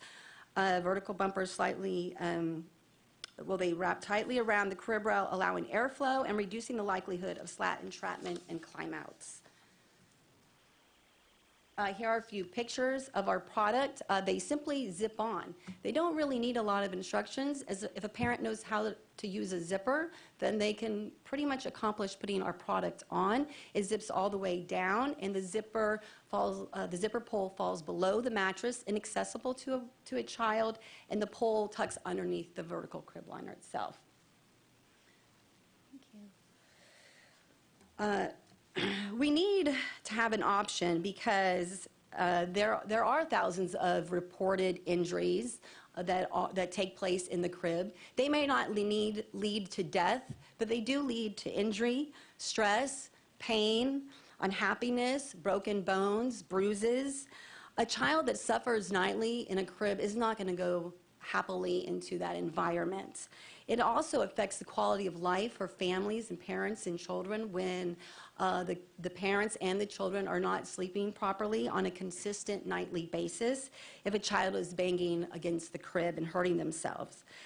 Studies show that babies do want comfort almost over anything else. And I, as a parent, I have a need to comfort and protect my children. And I think that's a right that parents have, and I think it's a right that we need to consider.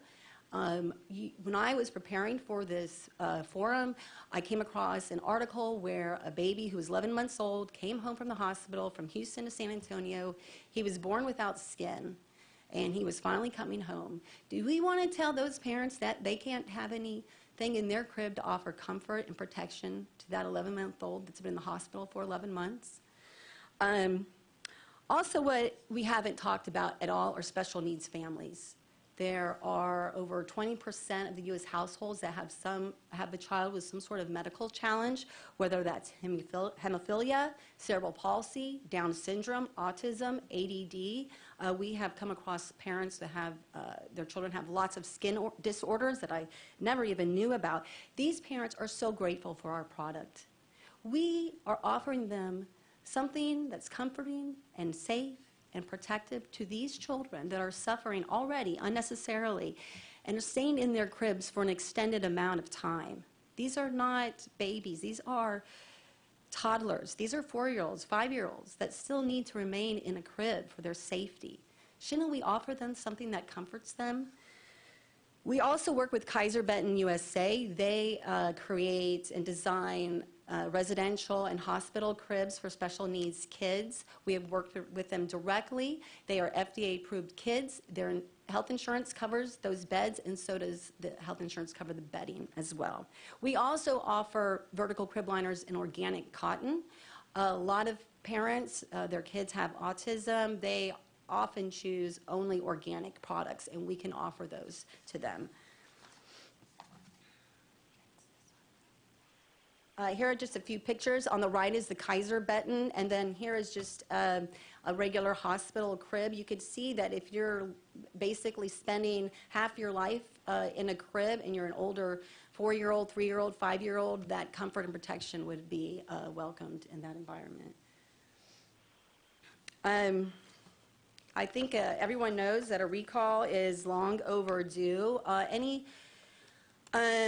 ASTM's suggested standards in the recent proposed ruling, I think is baseless. It's the horizontal nature of a crib bumper, the traditional crib bumper, or any continuous bumper that is a faulty design, whether it's thick or thin. The definition of a crib bumper should just follow the lead of the other states and city bans that have occurred and simplify the definition by just saying any continuous bumper as part of the ban as you define it. The JPMA's argument that parents will make makeshift bumpers is simply untrue when you have a safe option. I'm going to ask you to wrap it up, please. Okay, sure. My main point is that the CPSC needs to create a federal policy. It is chaotic out there for manufacturers, and we just need a clear, concise message. And there is lots of evidence to suggest that vertical crib liners are safe. There's no lack of evidence out there.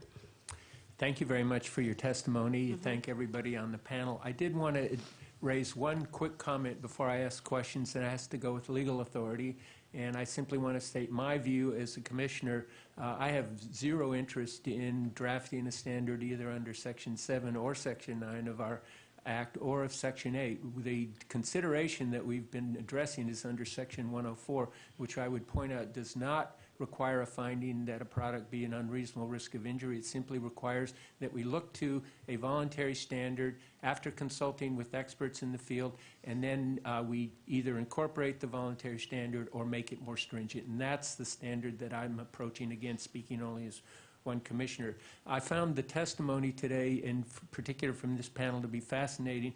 So, Ms. Lesh, I read in your testimony that you said there's no, quote, direct evidence to indicate mesh liners are unsafe, and I always get nervous when I see a bit of a qualified statement. So can I just say, are you saying that you know of no incidents or allegations of harm from your product? I think you said that, but I just want to nail that down. Yes, we have no known incidents related, other than the ones that were presented in the NPR, but those were not a suffocation risk, and none of the hazards we're discussing today.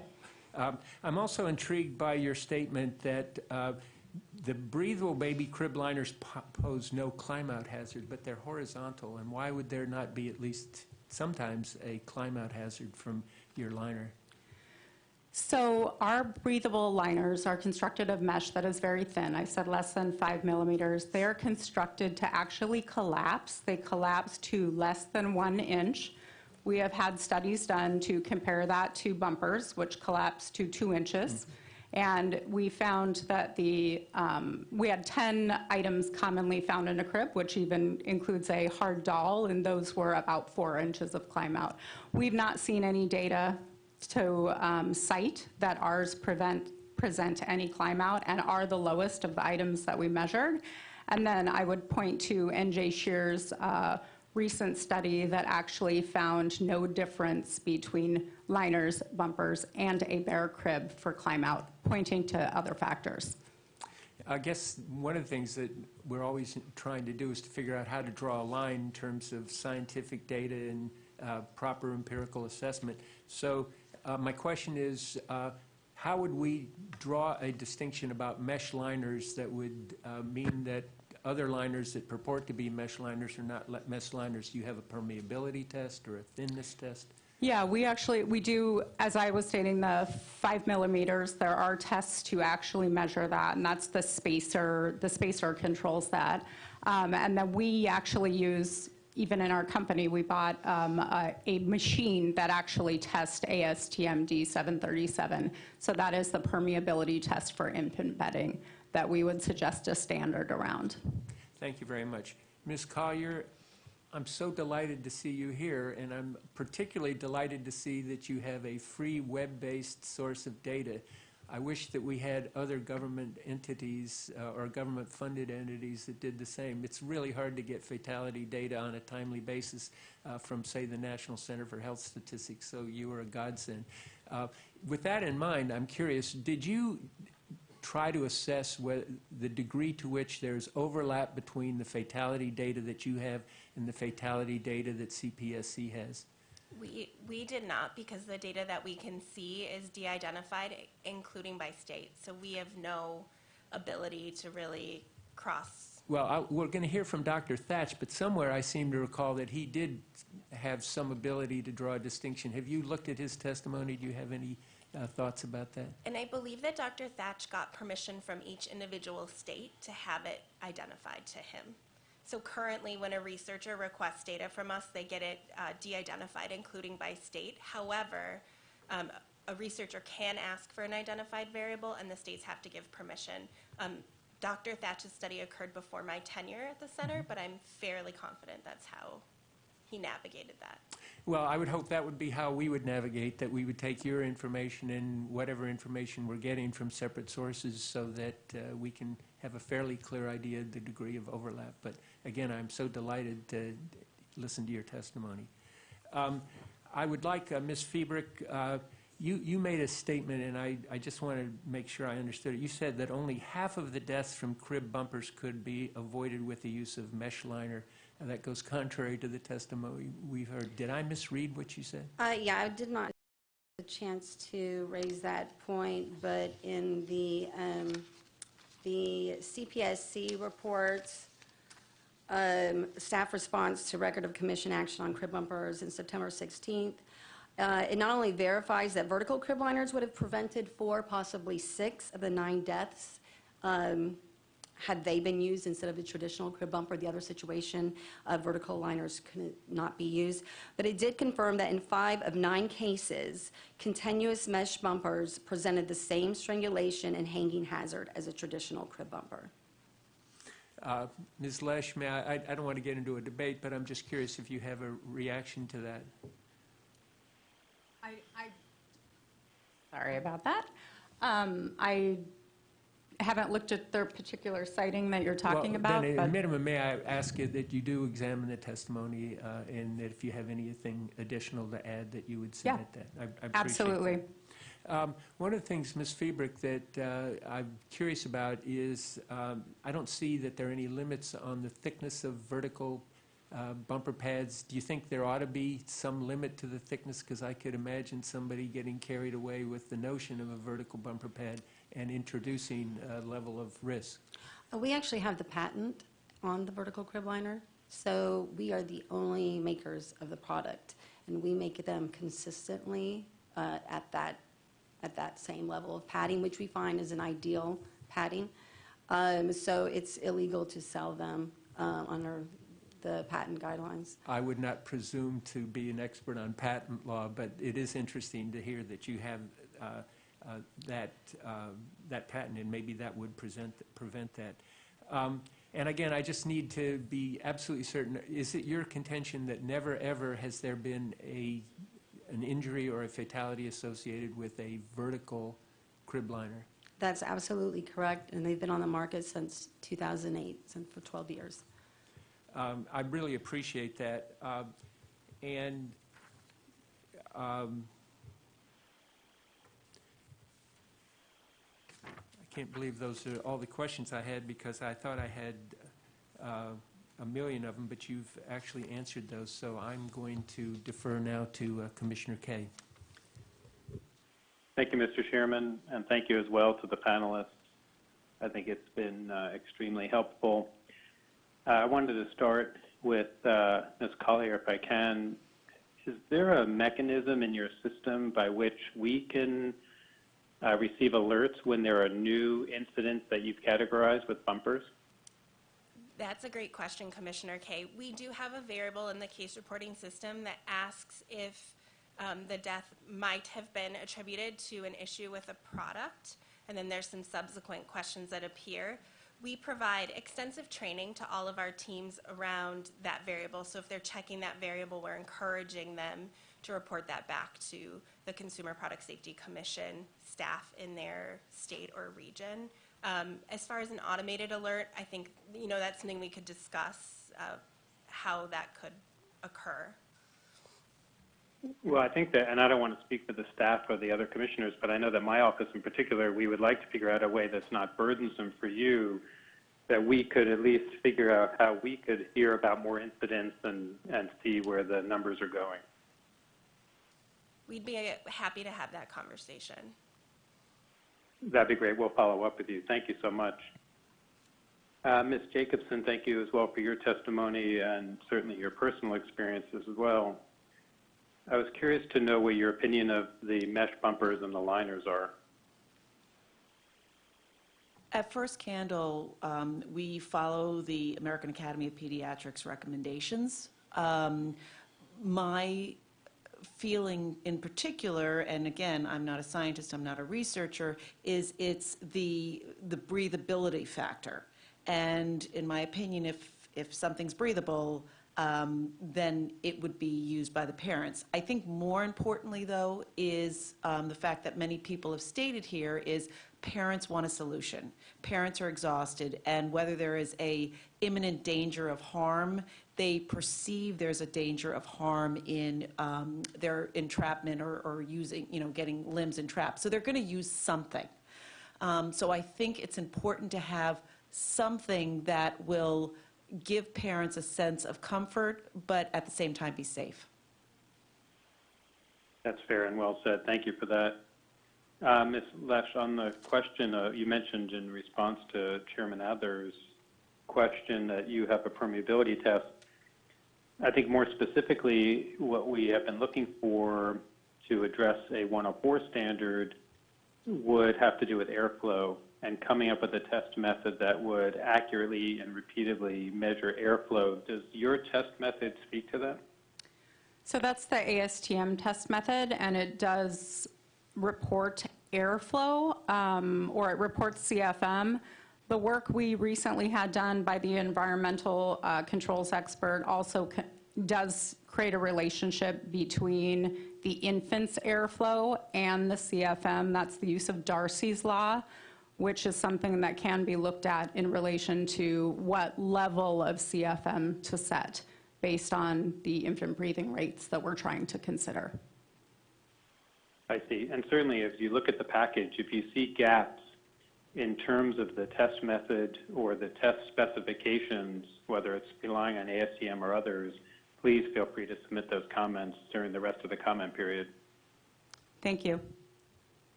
And then, Ms. Friedrich, I want to thank you as well for coming in. I think we met a long time ago in then Commissioner Adler's office when I was a staffer for Chairman Tenenbaum. So it's good to see you again. I am watching online. I wanted to thank you for pointing out and bringing it to our attention the impact on the regulatory actions on special needs families. As a family with a special needs child, that I pay particular attention to that. And it's not something that normally comes up in our discussions. And so hopefully you've given us something to continue to think about as we look at properly addressing these issues without impacting families with needs. So thank you for that. Of course. Chairman Adler, that was it for my questions. Thank you. Thank you very much. Commissioner Biacco. Thank you, Mr. Chairman. Ms. Jacobson, thank you for sharing your experiences with us. It takes an incredible amount of courage, and I do appreciate that.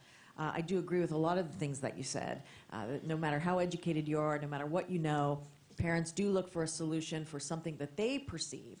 I can't tell you how many things that, the one that just jumps into my mind is, you're not supposed to put whiskey on a baby's gums, but man, if that baby's crying, you'll try anything. And, I'm not advocating for that, of course, but I do appreciate that. And as I was sitting here and watching one of the slides that came up, and I can't remember who put that up there, the hospital crib. Brought back some memories. My little one was in the hospital, and I put a bunch of stuff in that crib to comfort her. Nobody at the hospital ever told me to take it out, which I think is kind of interesting.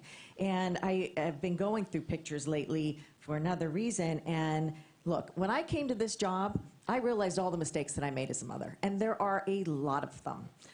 And I can't remember back that far whether I made them on purpose or I just didn't know, but you do make mistakes, and we do have to make sure that we account for that, because we are going to have parents who do take steps and do take things into their own hands. So I do appreciate all of your comments in that regard. And Ms. Friedrich, I also, like Commissioner Kaye, the special needs kids issue is something we don't think about enough. They are yet another vulnerable population that we are supposed to consider.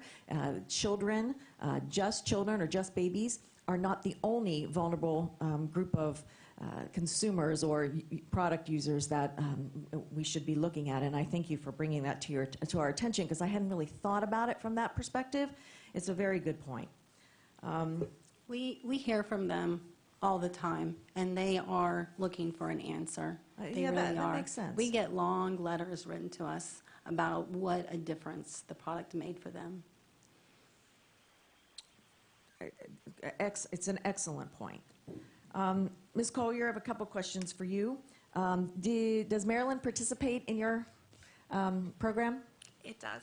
So I'd be interested to know, my last question, do you have data on just Maryland? I mean, can I get on there and look all that up? So as I said, states retain the right to their data, and the case reporting system does not have a public interface where people can query data. We connect them with their state. If they're interested in state-specific data, we connect them with that, or we provide analysis. We'd be happy to talk with you about a way to look at that data. Okay, because I agree with Commissioner Adler's. I was going to ask the same question of whether there was a comparison between your data and what we looked at, because there has to be. I find it hard to believe there wouldn't be some overlap, and I'd be interested in that. And which brings me to my next question. You have in here that you identified a number of deaths where a bumper pad is indicated as involved. What does that mean exactly, as involved? So when we looked at a number of variables, we looked at the relationship of the bumper pad to the infant's airway.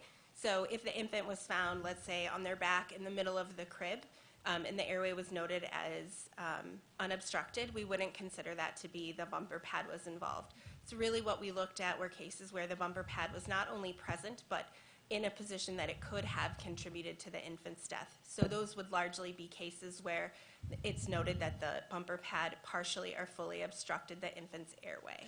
And would, in those cases, did you consider whether there was a space, for example, between the bumper pad and the mattress, or whether there were blankets or toys or other factors? So we would look at those cases and we look to see what was noted in the narrative, and particularly if a doll reenactment was done. So this is where law enforcement or the medical examiner have the family use a doll as a way to position, to demonstrate the position of the child. So it would be noted in the narrative if there was a gap, or in the photo that they can upload. Okay.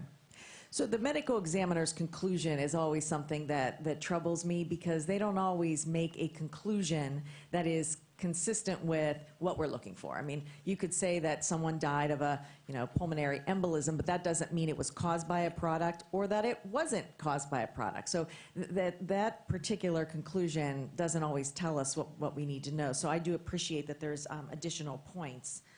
What was the time period involved for the number of deaths you discussed? So we looked at, excuse me, we looked at deaths from 2008 to, I just want to make sure that I'm correct.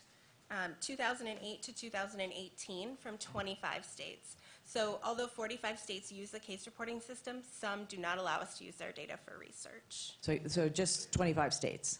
How do I know what those 25 states are? We do not identify states without their permission. So if you wanted to know what 25 states those are, we would go back to them and ask their permission. Okay. Why is that, just out of curiosity?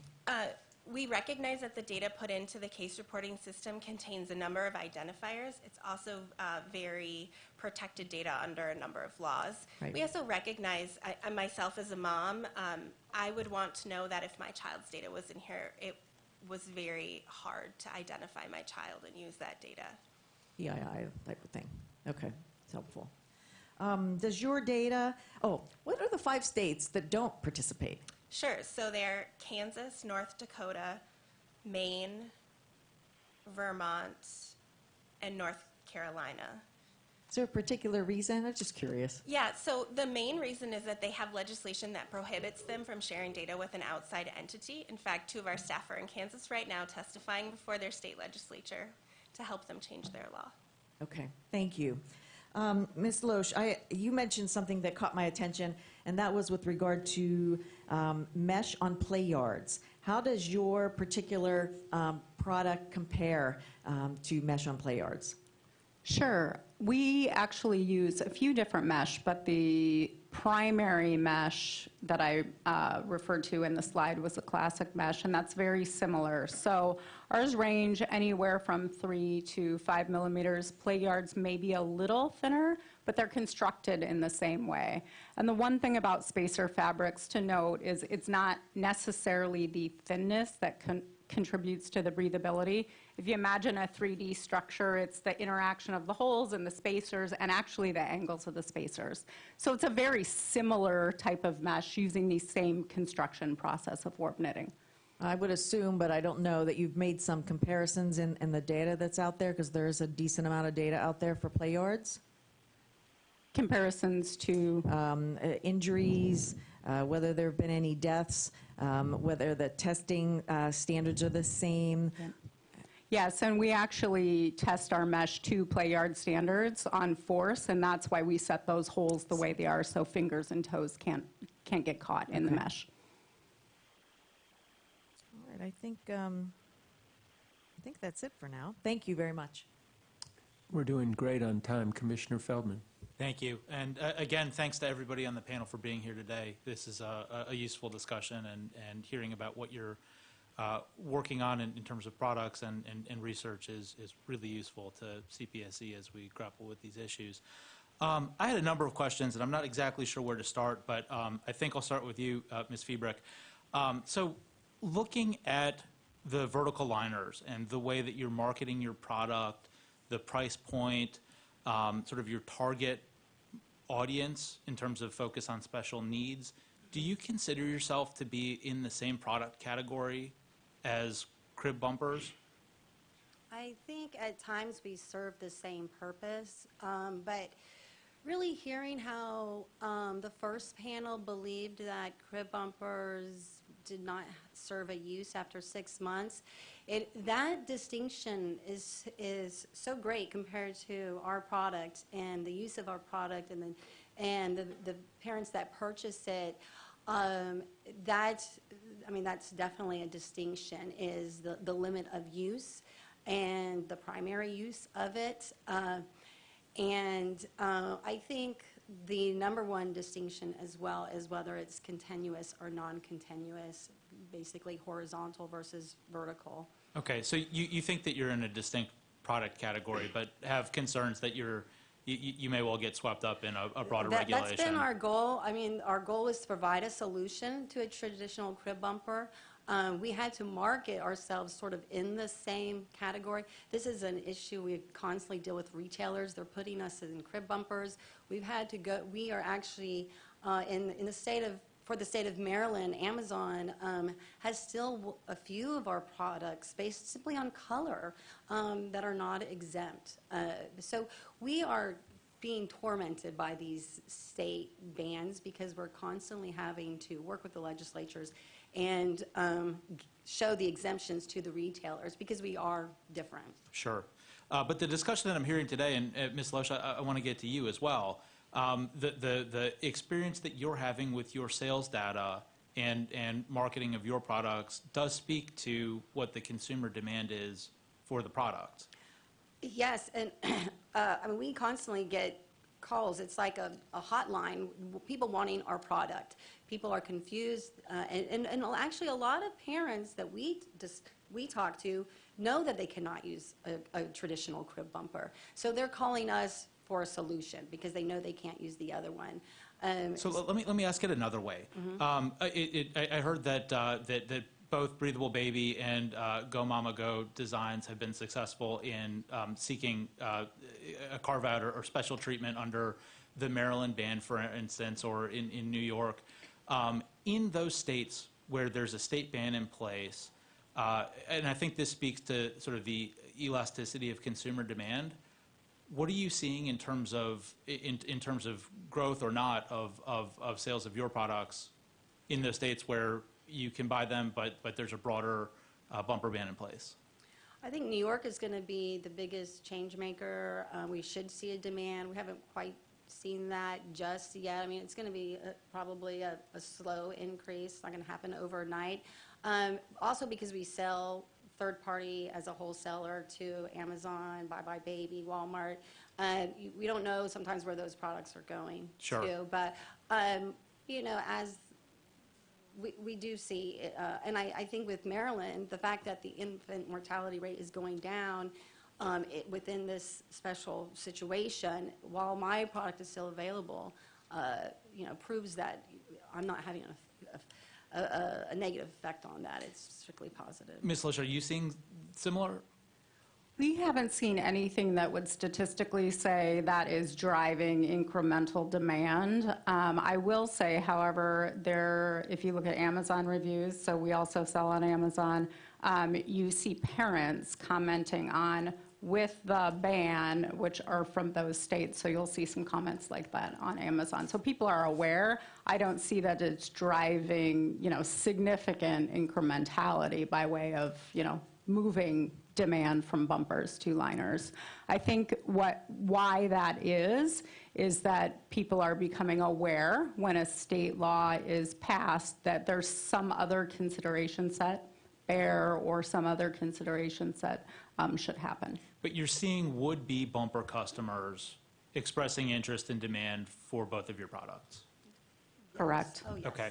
I want to get to Ms. Collier, and I want to be respectful of the time. I'm glad you're here, and I'm really interested to hear about the work that the National Center is doing and the CDR teams and the work that your fetal infant mortality review process has to bear. Sort of echoing what Commissioner Baiocco was getting into, and sort of hearkening back to the conversation that we were having on the first panel, I think for the purposes of this discussion, it matters what we're seeing in Maryland. Because I heard it characterized on the first panel that, yes, there's Maryland data, but it's confusing. I don't know that supports a conclusion one way or the other with respect to the efficacy of the Maryland ban. So I would ask it this way. Has Maryland allowed any of its data to be de-identified? I would have to go back and check with 45 states using the case reporting system and all the nuances. I don't have it all off the top of my head, but I'd be happy to go back and look at what their allowances are. Okay, I appreciate that, because I think that's a missing piece of information that would be incredibly useful for us to take a look at. The other question that I had to do with sort of what your CDR teams are finding and how you deal with whether or not there's medical reporting bias with respect to a number of these incidents. I couldn't think of a more traumatic experience than to come and find a situation where there's a positional asphyxiation death. But when you're dealing with that and when there's victim families that are involved, particularly in instances where those fatalities are occurring where it's sort of a demonstrable lack of compliance with any of the AAP or CPSC safe sleep recommendations, is that reflected in reporting bias, that those fatalities get coded a certain way? So I think that we see bias in how death certificates are signed regardless of what type of death we're talking about.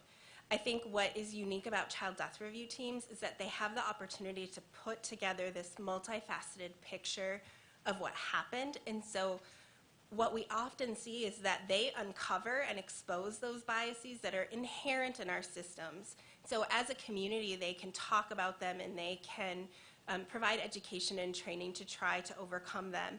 Your point about vicarious or secondary trauma for our first responders is one that is near and dear to my heart as a mental health clinician. Sure.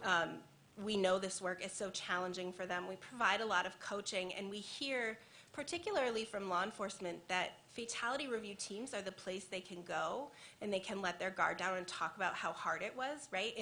You know, back at the station, it's just a part of everyday life, but in this prevention-oriented group, they can have a place to share the challenges. And again, that's just a unique facet of this work. Well, it's important work that you're doing. I hope you continue it. I have no further questions, but I thank you all for being here. I'm sorry, Ms. Jacobson, if you wanted to. That's okay. I wanted to comment on that. Barb Himes, who is our Director of Bereavement and Education, is in Indiana, and she sits on the Indiana Fatality Review Board. And you're absolutely right. There is a lot of bias, and especially when you're looking at coroners in certain areas, very small communities, very tight-knit communities.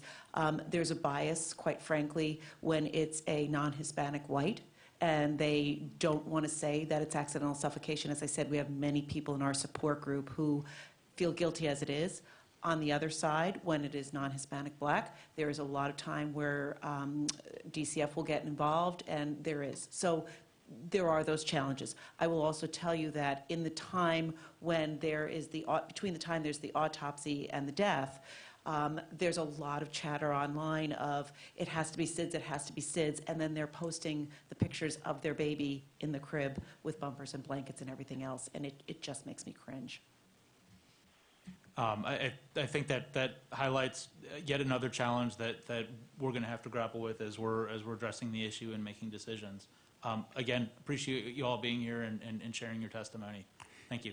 We can't thank you enough. It's another terrific panel. We are now going to take a lunch break, and we will set aside almost an hour. It's about 12:36 according to my watch. We will reconvene at 1:30. So again, we thank the panel very much.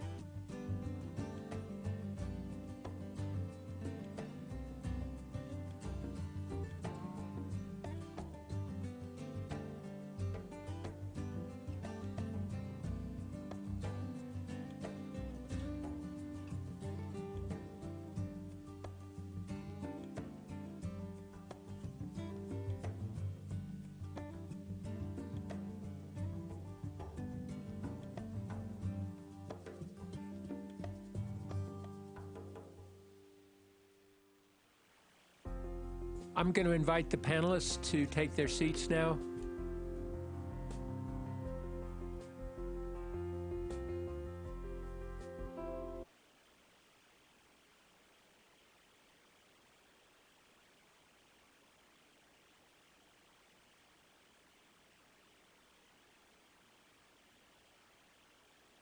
While we're waiting for the panelists to be seated, Commissioner Kaye, are you still with us? Yes, I am. Thank you, Okay. Chairman Adler. Terrific, thanks.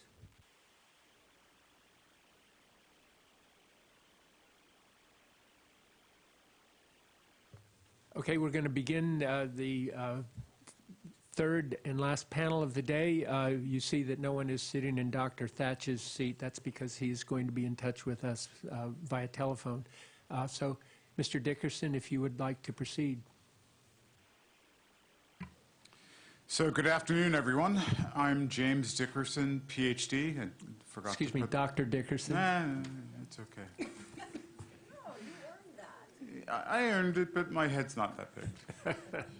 I'm a physicist. I'm also the Chief Scientific Officer for Consumer Reports, and I'd like to thank the CPSC and the commissioners for giving us the opportunity to speak to you today about this topic. As you may know, Consumer Reports is an independent organization that's been around since 1936, and in our mission, we work with consumers in the marketplace to make sure that the world is fairer, safer, and more transparent. And on this topic of safer, particularly regarding safe sleep, we find the issue of crib bumpers to be particularly concerning. So, as I've mentioned, our issue is that we ensure that safe sleep should be at the center of lots of background info. That's usually me, so we're very forgiving at the moment. No, that's all right. No worries, no worries. Consumers, particularly families, parents, and caregivers, have in their minds that products that are available to them in the marketplace should be intrinsically safe. They have this expectation that every product that they're available to them has not only intrinsic safety associated with it, but someone out there in the world has verified that those products are safe. We know that's not necessarily the case, given the fact that there are products that have been attributed to injuries and deaths, in this case to children. And so it is our contention that the marketplace ultimately fails families and children when unsafe products, particularly unsafe sleep products, remain available to them for purchase. Now, if you think about it, well-meaning parents, well-meaning caregivers can have the intent to purchase something that will make their children, their infants, their toddlers safer. But in fact, because they believe that these products are intrinsically safe because they're available, in fact, they might be doing exactly the opposite of their intent, even though in their mind they're trying to do the right thing. And so, from this point of view, Consumer Reports asserts that crib bumpers as a product category contribute directly to unsafe sleep practices and unsafe sleep environments that really can be prevented. There's, from previous panels during this forum, there's been a multitude of evidence that's been provided. I have no intent to reiterate that which is already in the public record, but it's clear that many organizations, including AAP, believe and provide data, science, that crib bumpers really have no place in the marketplace. Even data from the Consumer Product Safety Commission staff indicates that there are a number of fatal incidents as well as injurious but non-fatal incidents that are tied to crib bumpers. Consumer Reports' own investigation identified 23 fatalities during the 2012 to 2018 period that were linked directly to crib bumpers. And so our assertion is that this data is present, this data is unequivocal, and it's quite clear of the potential harm to children because of these products. Another issue that we have to consider is that the consumer, not the educated consumer that is completely knowledgeable about all of the nuances, all of the data that's available from government or other entities in the marketplace about the state of crib bumpers. But the average regular consumer are wholly confused by the messaging that's out there. Messaging of bear is best, the messaging of safe sleep, but then information that they may receive about injuries and deaths associated Dr. with. Dickerson, excuse me 1 second. Somebody who is on the line, it's either Commissioner Kay or Dr. Thatch, we can hear rustling and breathing on the phone, so if we could ask you to mute your phones, that would be helpful, and I apologize. We'll give you an extra 10 seconds. No problem at all.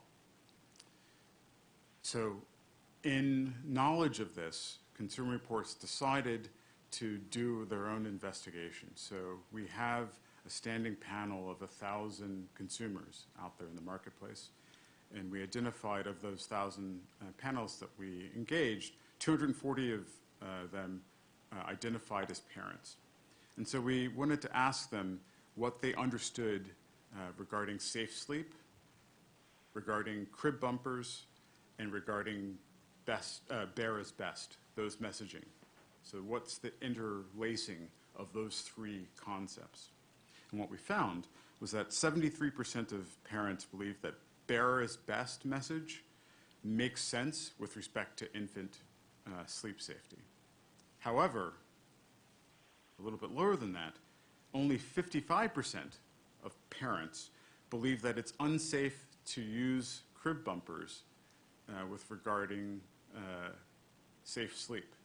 So there's a gap between those that say bear is best makes sense, but crib bumpers are okay too.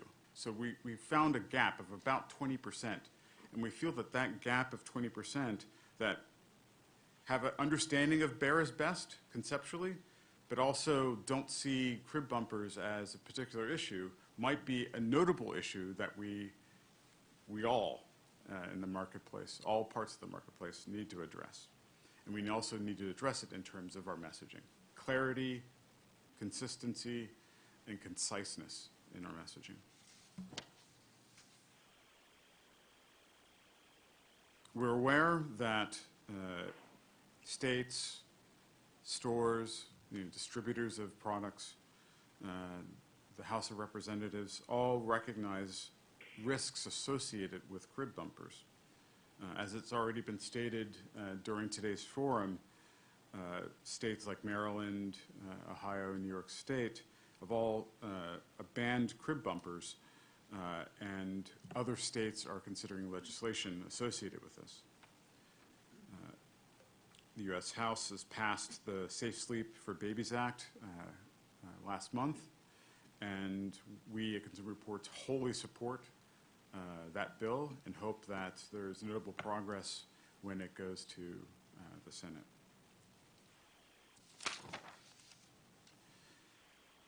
To be somewhat critical of the CPSC, even though we see the CPSC as partners in many endeavors, we feel that we and other of our partners in the space have called for quite a long time for the prohibition, the removal of crib bumpers from the marketplace. But unfortunately, there hasn't been, to our mind, significant action for years and years and years on this particular issue. So we're here to, again, apply pressure to the CPSC and others to to help us ensure that these products are ultimately removed from store shelves. We believe that the hard work that CPSC staff has done, has invested in the briefing package is greatly appreciated.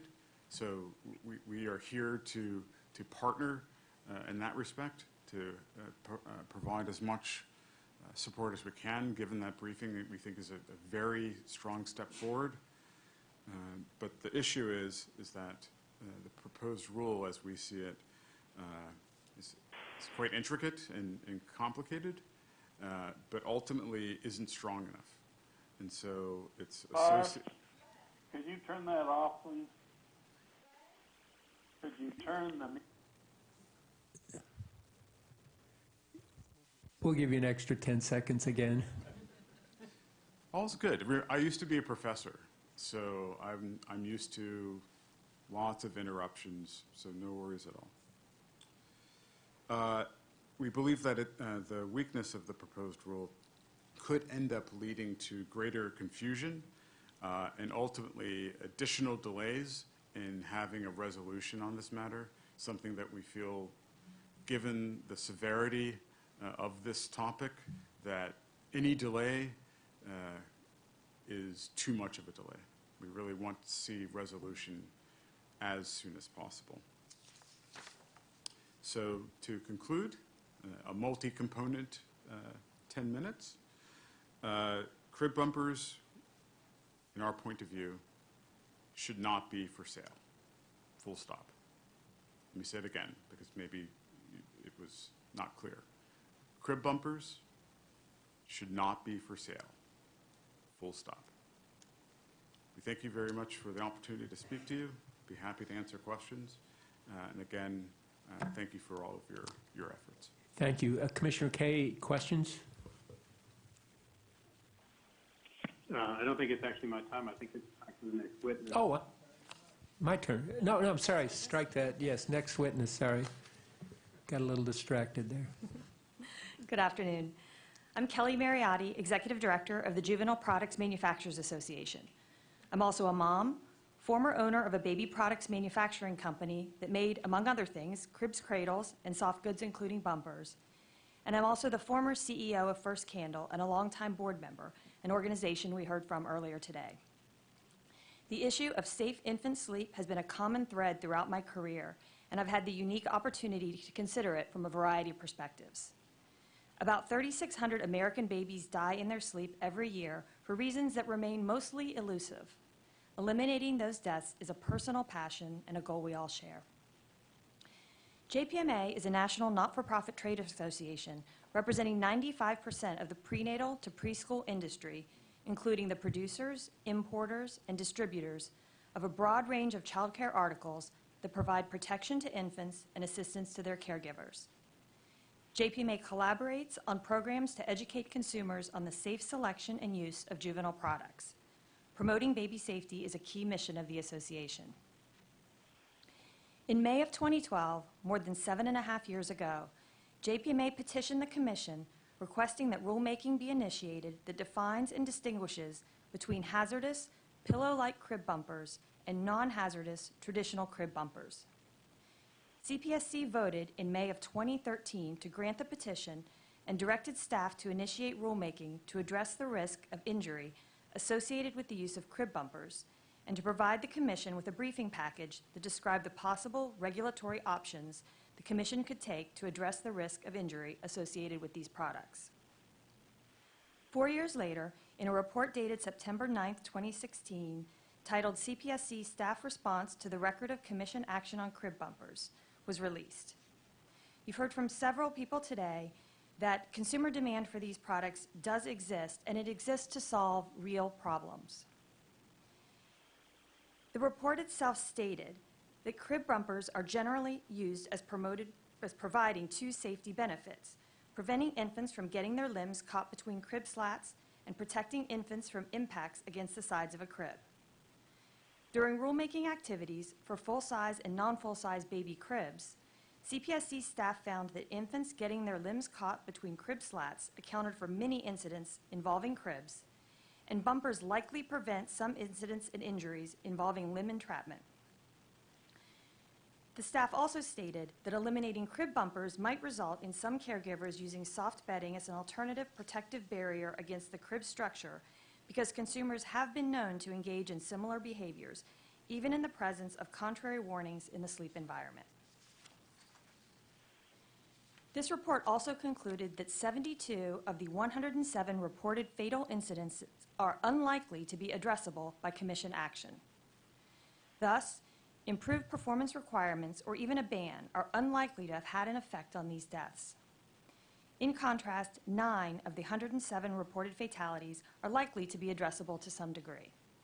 Some portion of 26 additional fatalities may or may not be addressable by action. CPSC's report did not justify a ban on crib bumpers.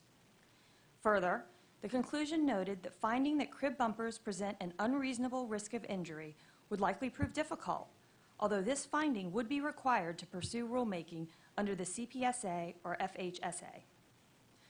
On October 19, 2016, believing that rulemaking could be justified, the Commission voted to add to its fiscal year 2017 operating plan a direction to staff to initiate a rulemaking under Section 104 of the Consumer Product Safety Improvement Act of 2008, CPSIA. Crib bumpers are not listed among the products in Section 104F, yet using the 104 process allows for the regulation requested by JPMA in its 2012 petition and desired by many stakeholders. Commissioner Adler wrote a very well thought out and clear opinion justifying regulation under 104.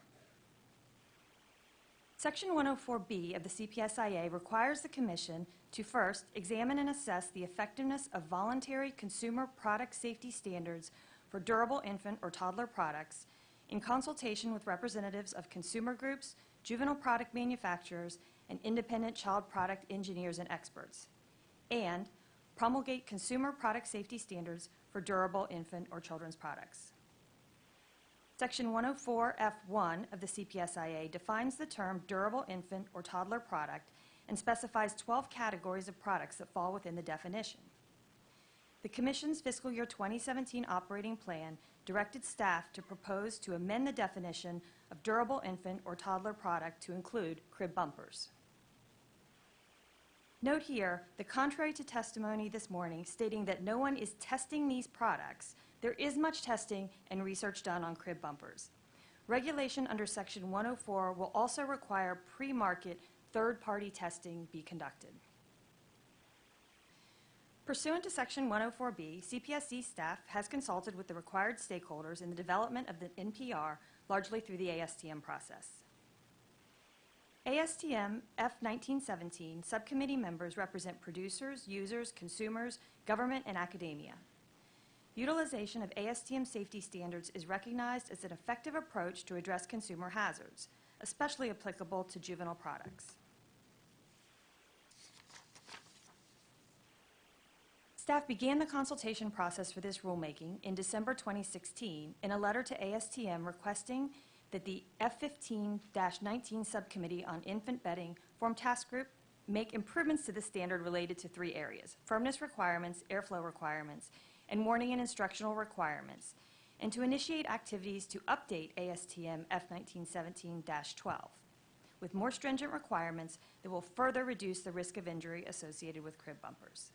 Since then, CPSC staff has been actively participating in the ASTM subcommittee activities to address these issues.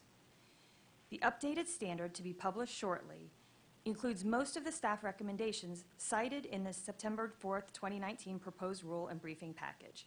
In this regard, we recommend that the rule voted upon should reference ASTM F1917-20. JPMA's position is that all crib bumper pads and liners should already meet ASTM voluntary standard requirements per ASTM F1917, and that caregivers using these products should always follow the instructions of the manufacturer and heed the warning and usage statements. The risk factors noted by Dr. Thatch in his original study, which was based on data from 2005 and prior, have already been addressed in this version. The evidence on the record indicates that notwithstanding improvements to the ASTM standard, as a legal matter based upon the record and previous vote of the Commission, the Commission would have been justified in acting earlier and approving a mandatory rule based upon ASTM F19 17-12. However, in an ongoing effort to create the safest products and to support the rulemaking process for which we petitioned, JPMA has taken the lead in discussions to further enhance F1917 and has worked diligently to facilitate collaboration with the CPSC human factors staff, bedding and crib bumper manufacturers, and other parties participating in the process. As the ASTM process is one of continual improvement, we will continue to champion improvements to the standard, including additional performance requirements, such as air permeability thresholds. Following the Section 104 process through ASTM, ASTM can accomplish this much more quickly than CPSC rulemaking. Commissioner Kay said earlier that we may ask today what has taken so long, and indeed that is our question. The failure of the Commission to act in a timely manner is troubling. JPMA petitioned for rulemaking to set uniform national standards for crib bumpers and has encouraged the expediency of this process since 2012. It has languished for nearly 8 years. Continued inaction by the Commission is not justified. While reasonable persons can interpret data differently, this seems not to be the case here. Unfortunately, there appears to be an effort to altogether ban products rather than establish reasonable standards for products as required under the very law the Commission voted to proceed under more than 3 years ago. We would also like to take this opportunity to urge the Commission, acting in conjunction with other agencies at the federal and local levels, to vastly improve efforts related to education on safe sleep practices. Our own review of CDC data indicates it is a difficult challenge to reach new caregivers who rapidly transition into and out of periods of time caring for newborns and infants. While challenging, it is increasingly important to focus on behavior and use conditions in the care of newborns. JPMA will happily partner in all efforts related to safe sleep education. In conclusion, JPMA is not aware of any new science that would justify a ban on this product category since the 2016 CPSC report, and notes that the current ASTM standard has effectively removed hazardous pillow-like bumpers from the marketplace, dramatically reducing any risks associated with the product. We appreciate and share your interest in child safety, and we welcome the opportunity to have a collaborative dialogue about ways to educate parents and caregivers about proper selection and use of juvenile products, including crib bumper pads and liners. Thank you for your time. Thank you very much. Dr. Shears? Now, I have trouble walking and chewing gum at the same time. What am I supposed to do for the presentation? Is it on this computer? I got it for you now. Oh. Talk to the gentleman next to you. The screensaver just came on, but stick here.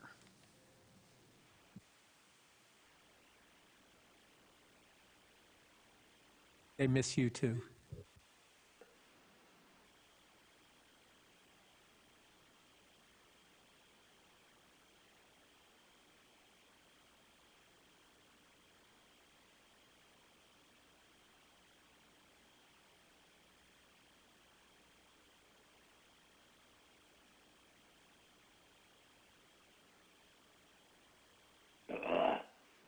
Barb, could you bring me another phone? This one just died.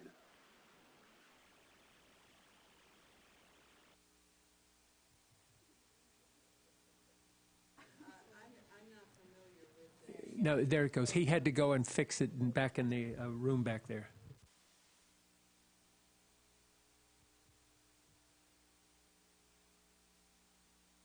We're not going to start the clock until you're ready, and I think I hear an unmuted phone again, so may I urge whoever is there with an unmuted phone to mute it.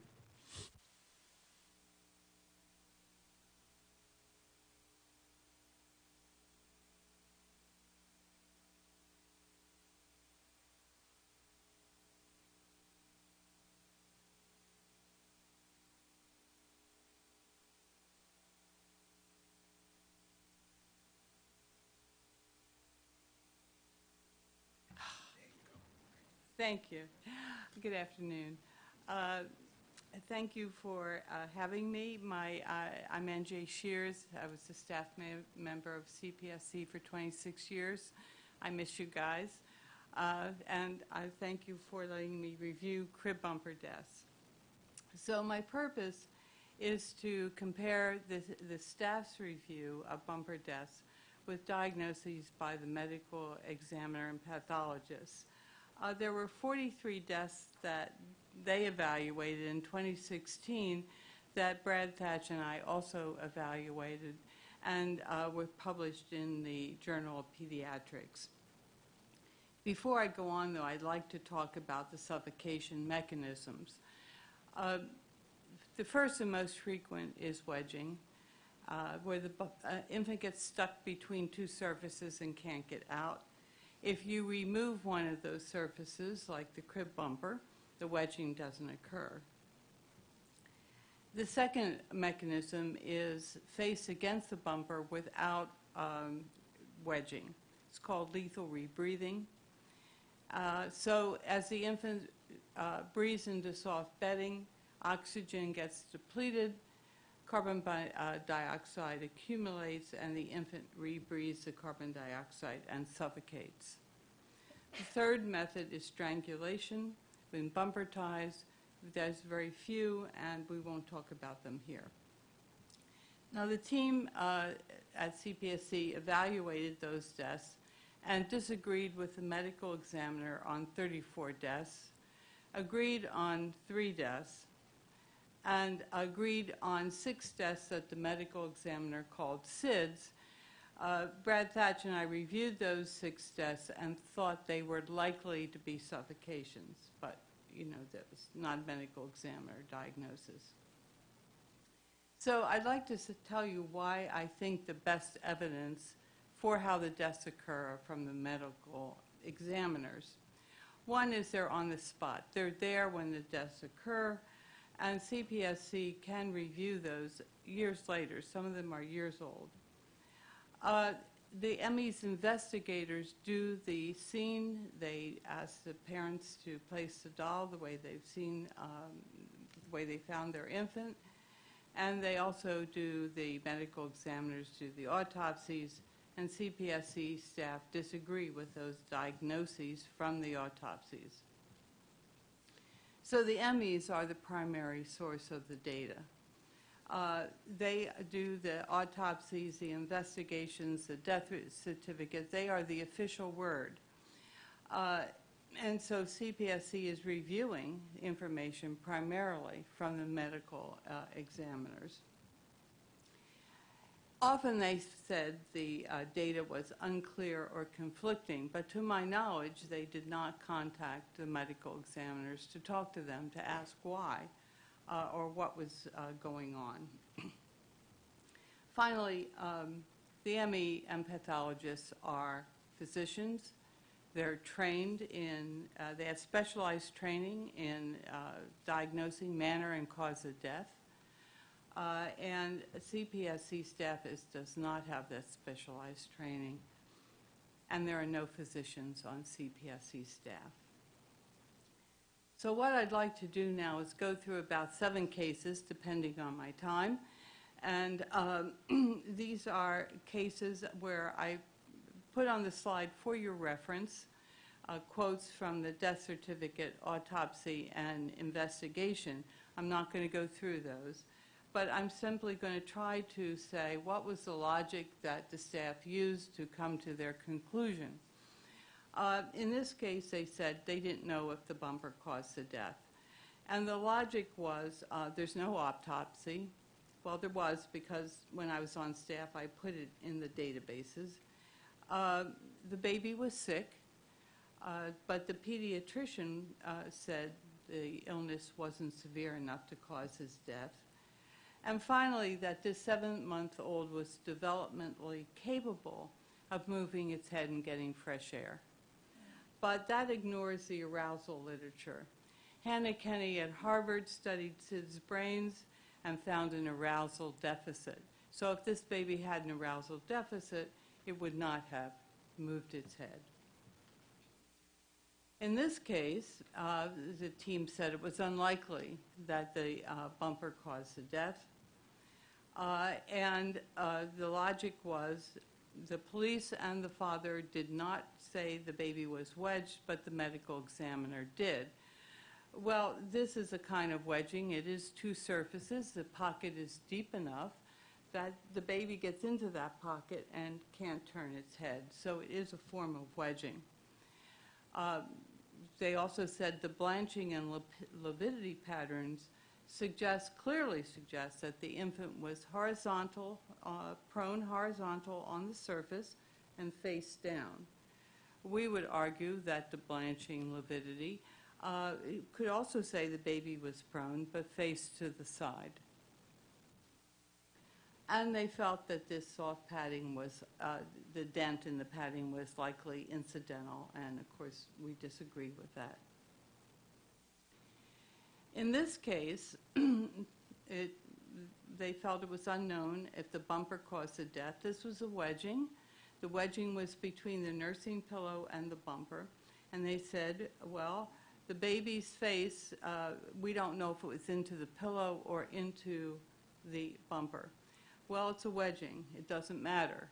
If the baby's face is into the nursing pillow and the crib bumper is keeping it there, if you remove the crib bumper, there won't be a wedging, and the death won't occur. This is another unknown where the staff felt that there was a comforter and they didn't know where the comforter was the baby's face pressed into the comforter or into the bumper. But in the case files, the medical examiner noted the comforter, but didn't say it was contributory in any way. But again, staff didn't call the medical examiner to clear this up. Another, we don't know why the baby died. This was summarized in the 2016 paper with some others, but it was said there that we don't know the orientation of the face relative to the bumper. Clearly, the medical examiner said decedent found in crib with face between bumper pad and mattress. But I put this up for another reason. In the 2013 report, there was a lot of mention of clutter in the crib, and there was a lot of clutter in the crib. No one likes clutter. We want to get it out of there, of course. But if the clutter is not between the nose and the mouth and the bumper, it's irrelevant for that particular death. Again, we don't know, we don't know the exact position of the baby's face.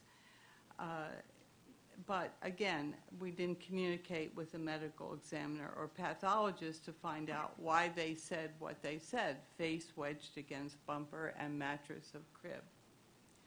This is the last case, and this is one where the staff, I think, misinterpreted the picture. That is not a death scene recreation. That is a picture of the death scene, but not a recreation. I called the medical examiner and talked to her, and she said they never took a recreation picture.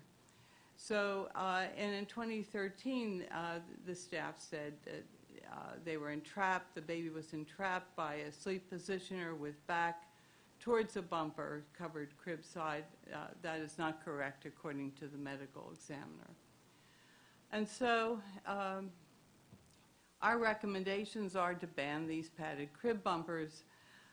We think the staff analysis is flawed. The medical examiners diagnosed a lot more deaths of suffocation than the CPSC staff. The staff didn't communicate with the medical examiners or pathologists when the information was conflicting or unclear. And we think the best evidence for suffocation is from the medical examiners. Okay, and now, sir, if you could help me to another presentation. We now have Brad Thatch.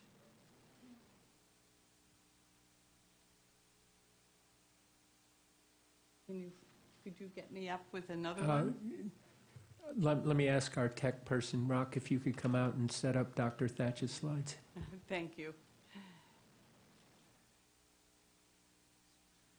Yes.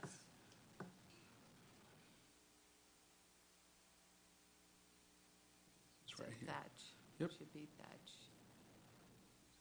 Yes, okay. So you're going to be changing the slides for Dr. Thatch? I am. Okay, good. Dr. Thatch, if you're there, we look forward to your testimony. Another database, the National Center for Fatality Review and Prevention, is Abby Collier. Can you hear me? Yes. Showed in her talk identifies more crib bumper deaths than the CPSC. CPSC did not include these deaths from the National Center in their review. There were 37 states in the National Center's network from 2008 to 2011. There were reports of 32 deaths from these states. From this same time period, 2008 to 2011, CPSC has 13 reports of bumper deaths, primarily from death certificates collected from all 50 states. All 3 deaths were from the same states. Combining these deaths from those 2 sources increases the number of crib bumper deaths to 42 for the time period 2008 to 2011, over 3 times the number of deaths identified by the CPSC. Then combining the 42 deaths with the 35 deaths we identified before 2008 results in a total of 77 deaths. Further, the count would be even higher if the National Center had cases before 2008. The CPSC's firmness test is not unreasonable, but there is no data on how firm the bumpers would have to be to prevent carbon dioxide accumulation. Of concern is that babies tend to accumulate carbon dioxide and lethally reduced oxygen around the baby's face quickly and easily. In 1998, the CPSC staff used a mechanical test to measure rebreathing in comforters and found infants could have died while rebreathing. Also, the firmer the bumper, the more likely it is to occlude the baby's face. In 1998, the health science laboratory staff used a mechanical model to measure carbon dioxide accumulation and lethally reduced oxygen in comforters. They concluded their test showed infants could have died while rebreathing. Let's see, is that all I have? No, something else. We concluded conduct a survey of mothers who subscribe to Parenting Magazine. This is NJ and myself. About 17% use crib bumpers, 20% mesh liners, and 63% use no barrier in the crib. There were too few mothers who said they used vertical bumpers to analyze. Mothers were asked to rate the items and why they use crib bumpers, mesh liners, or nothing in the crib. Almost the rating ranged from strongly agree to strongly disagree. Almost 60% of mothers who use crib bumpers use them because they are safe, with almost 90% doing so to prevent slat entrapment or hit heads against the slats. Slat entrapment and hit heads are more likely to occur in older children. At least 50% of mothers who did not use a crib bumper or mesh liner in the crib also worried about slat entrapment and hit heads. Therefore, the data suggests that mothers are unlikely to heed labels to remove crib bumpers for older children. I'm sorry. And recommendation that we made is there are substantially more deaths from crib bumpers than have been found in CPSC databases. The proposed firmness test is unproven. While waiting to determine if the firmness test is effective, more deaths will likely occur. 12 years and also 12 years of warnings have not reduced crib bumper deaths. So that's all I have to say. Well, we thank you for that, and we now have moved to asking questions, and I will lead with questions. And Dr. Dickerson, I did want to note that I saw you on a Netflix documentary talking about tip-overs, and I thought you did a marvelous job. So again, another good job today. I guess my question to you would be, do you have any data, does Consumer Reports have any data or opinion about the usefulness of mesh liners or vertical crib bumpers? So we have no data specifically on vertical crib bumpers. We don't have data explicitly on mesh liners. However, it's something that we are considering during our next fiscal year as something to investigate. Well, we certainly appreciate that. Ms. Mariotti, first of all, I want to express my appreciation to you and JPMA for the cooperative approach through ASTM and directly with us that we've had over the years. We certainly want that to continue, and we thank you for your testimony today. You do point out that there's been quite a delay in the development of a standard. As you can see from the discussion today, it's a highly contentious issue. That's not necessarily a defense, so what I usually invoke is the three-part rule: good, quick, cheap, pick two. And so it's something we should be moving more quickly on, and I certainly appreciate your comment there. One of the points that you made about removing crib bumpers from the market is what you called the unintended consequence of parents using dangerous soft bedding as makeshift barriers. And I guess my question is that a theoretical concern? Do you have data that supports that notion one way or the other? It's not an insignificant concern. I'm just wondering what the basis is for making that assertion. So the assertion, as I cited it in my testimony, is from the CPSC staff briefing package. It's also something that anecdotally is discussed in a variety of contexts related to sleep and even other types of children's products.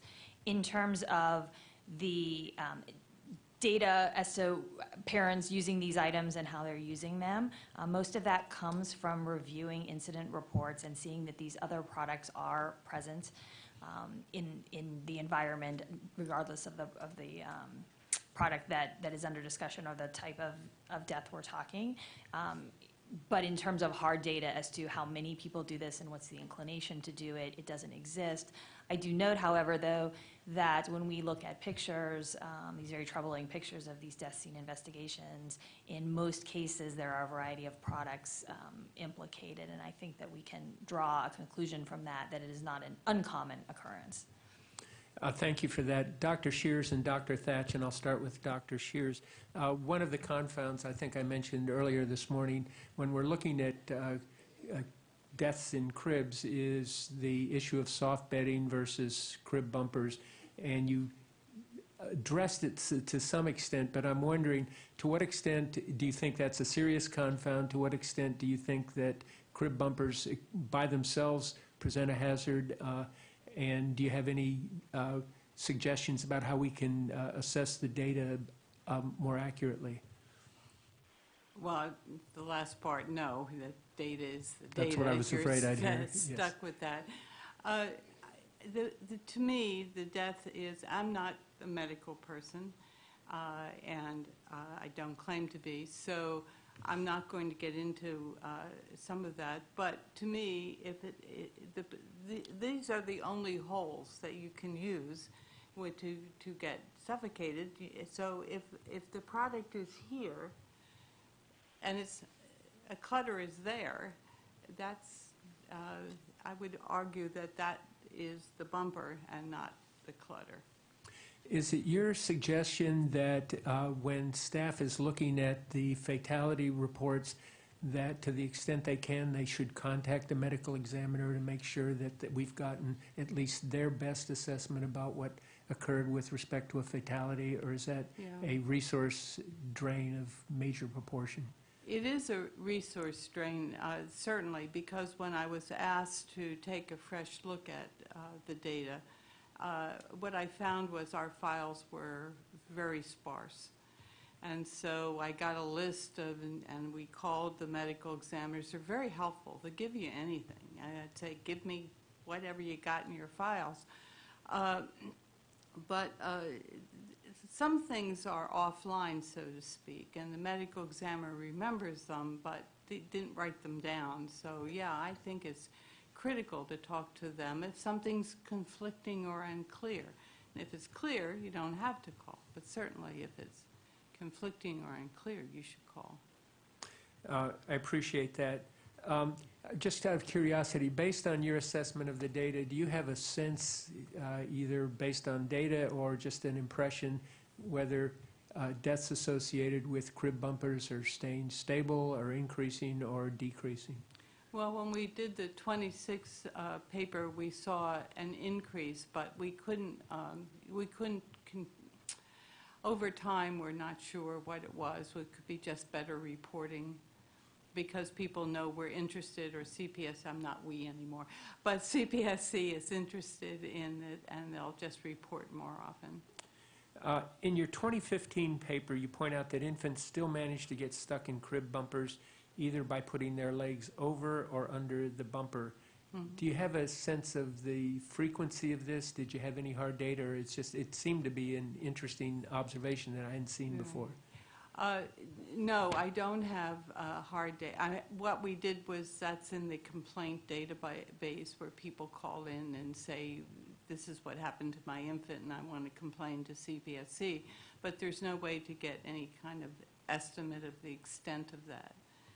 It just happens, so one should know. I wanted to ask Dr. Thatch, if I understood correctly, you have said that you did have the ability to compare, at least to some extent, the data from CPSC from the data for the National Center for Fatality Review and Prevention.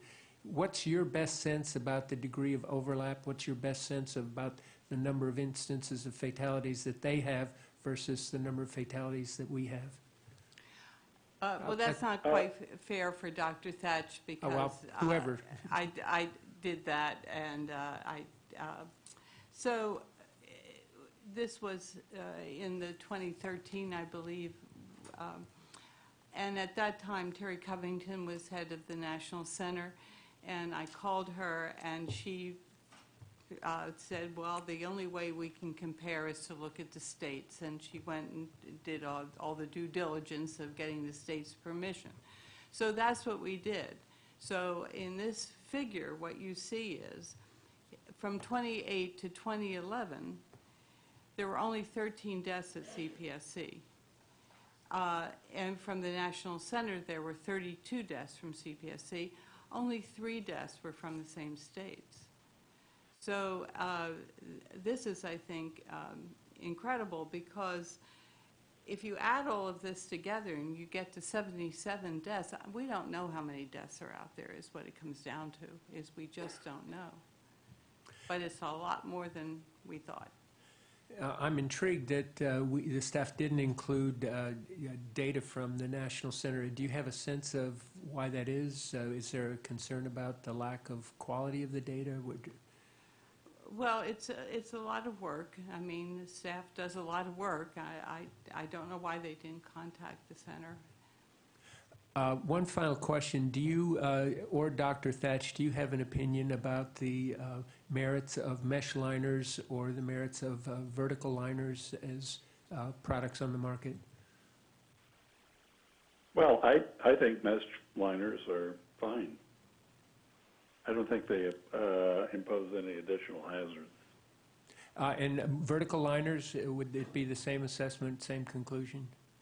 I would say so, yes. Okay, I appreciate that. Those are all the questions that I have. Commissioner Kaye, if you're now prepared to ask questions, forgive me for calling on you prematurely. That's okay. Thank you, Mr. Chairman. I wanted to start with Ms. Mariotti. Thank you for appearing. I think if I understood correctly, you talked about the fact that there's ongoing work at ASTM on airflow and trying to come up with technical requirements for that. Is that accurate? Yes, that is accurate. There have been some studies done by independent organizations to assess airflow in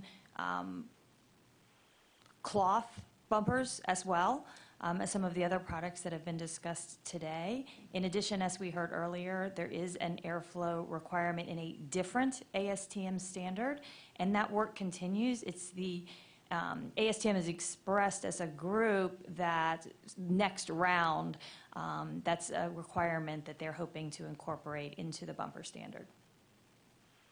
I see. So where we had left it with ASTM, at least my understanding was, ASTM had created two task groups, one on firmness and one on airflow. And from what the staff had reported to us was that the airflow task group felt that it had not really found anything worth pursuing and had closed out its work. And so if that's accurate, it sounds though that has been reopened. My understanding of the process as it stands is that that work was delayed in large part because the ASTM standard for lack of forward progression was at risk of being withdrawn entirely, meaning we would have to start over. And the group believed that the importance of this work and having a standard that could then be referenced as part of a federal rule justified forward movement on the areas where there is alignment and data supporting the recommendations that are being worked into the standard, and that more work needs to be done on the permeability question, and so it was set aside for future rounds. I see. So do you have any sense of the timing as to when we might actually see specific proposed test requirements? I do not have an idea of that timing. Again, we are one of many stakeholders, but it is something that is discussed and certainly something that we promote for further discussion.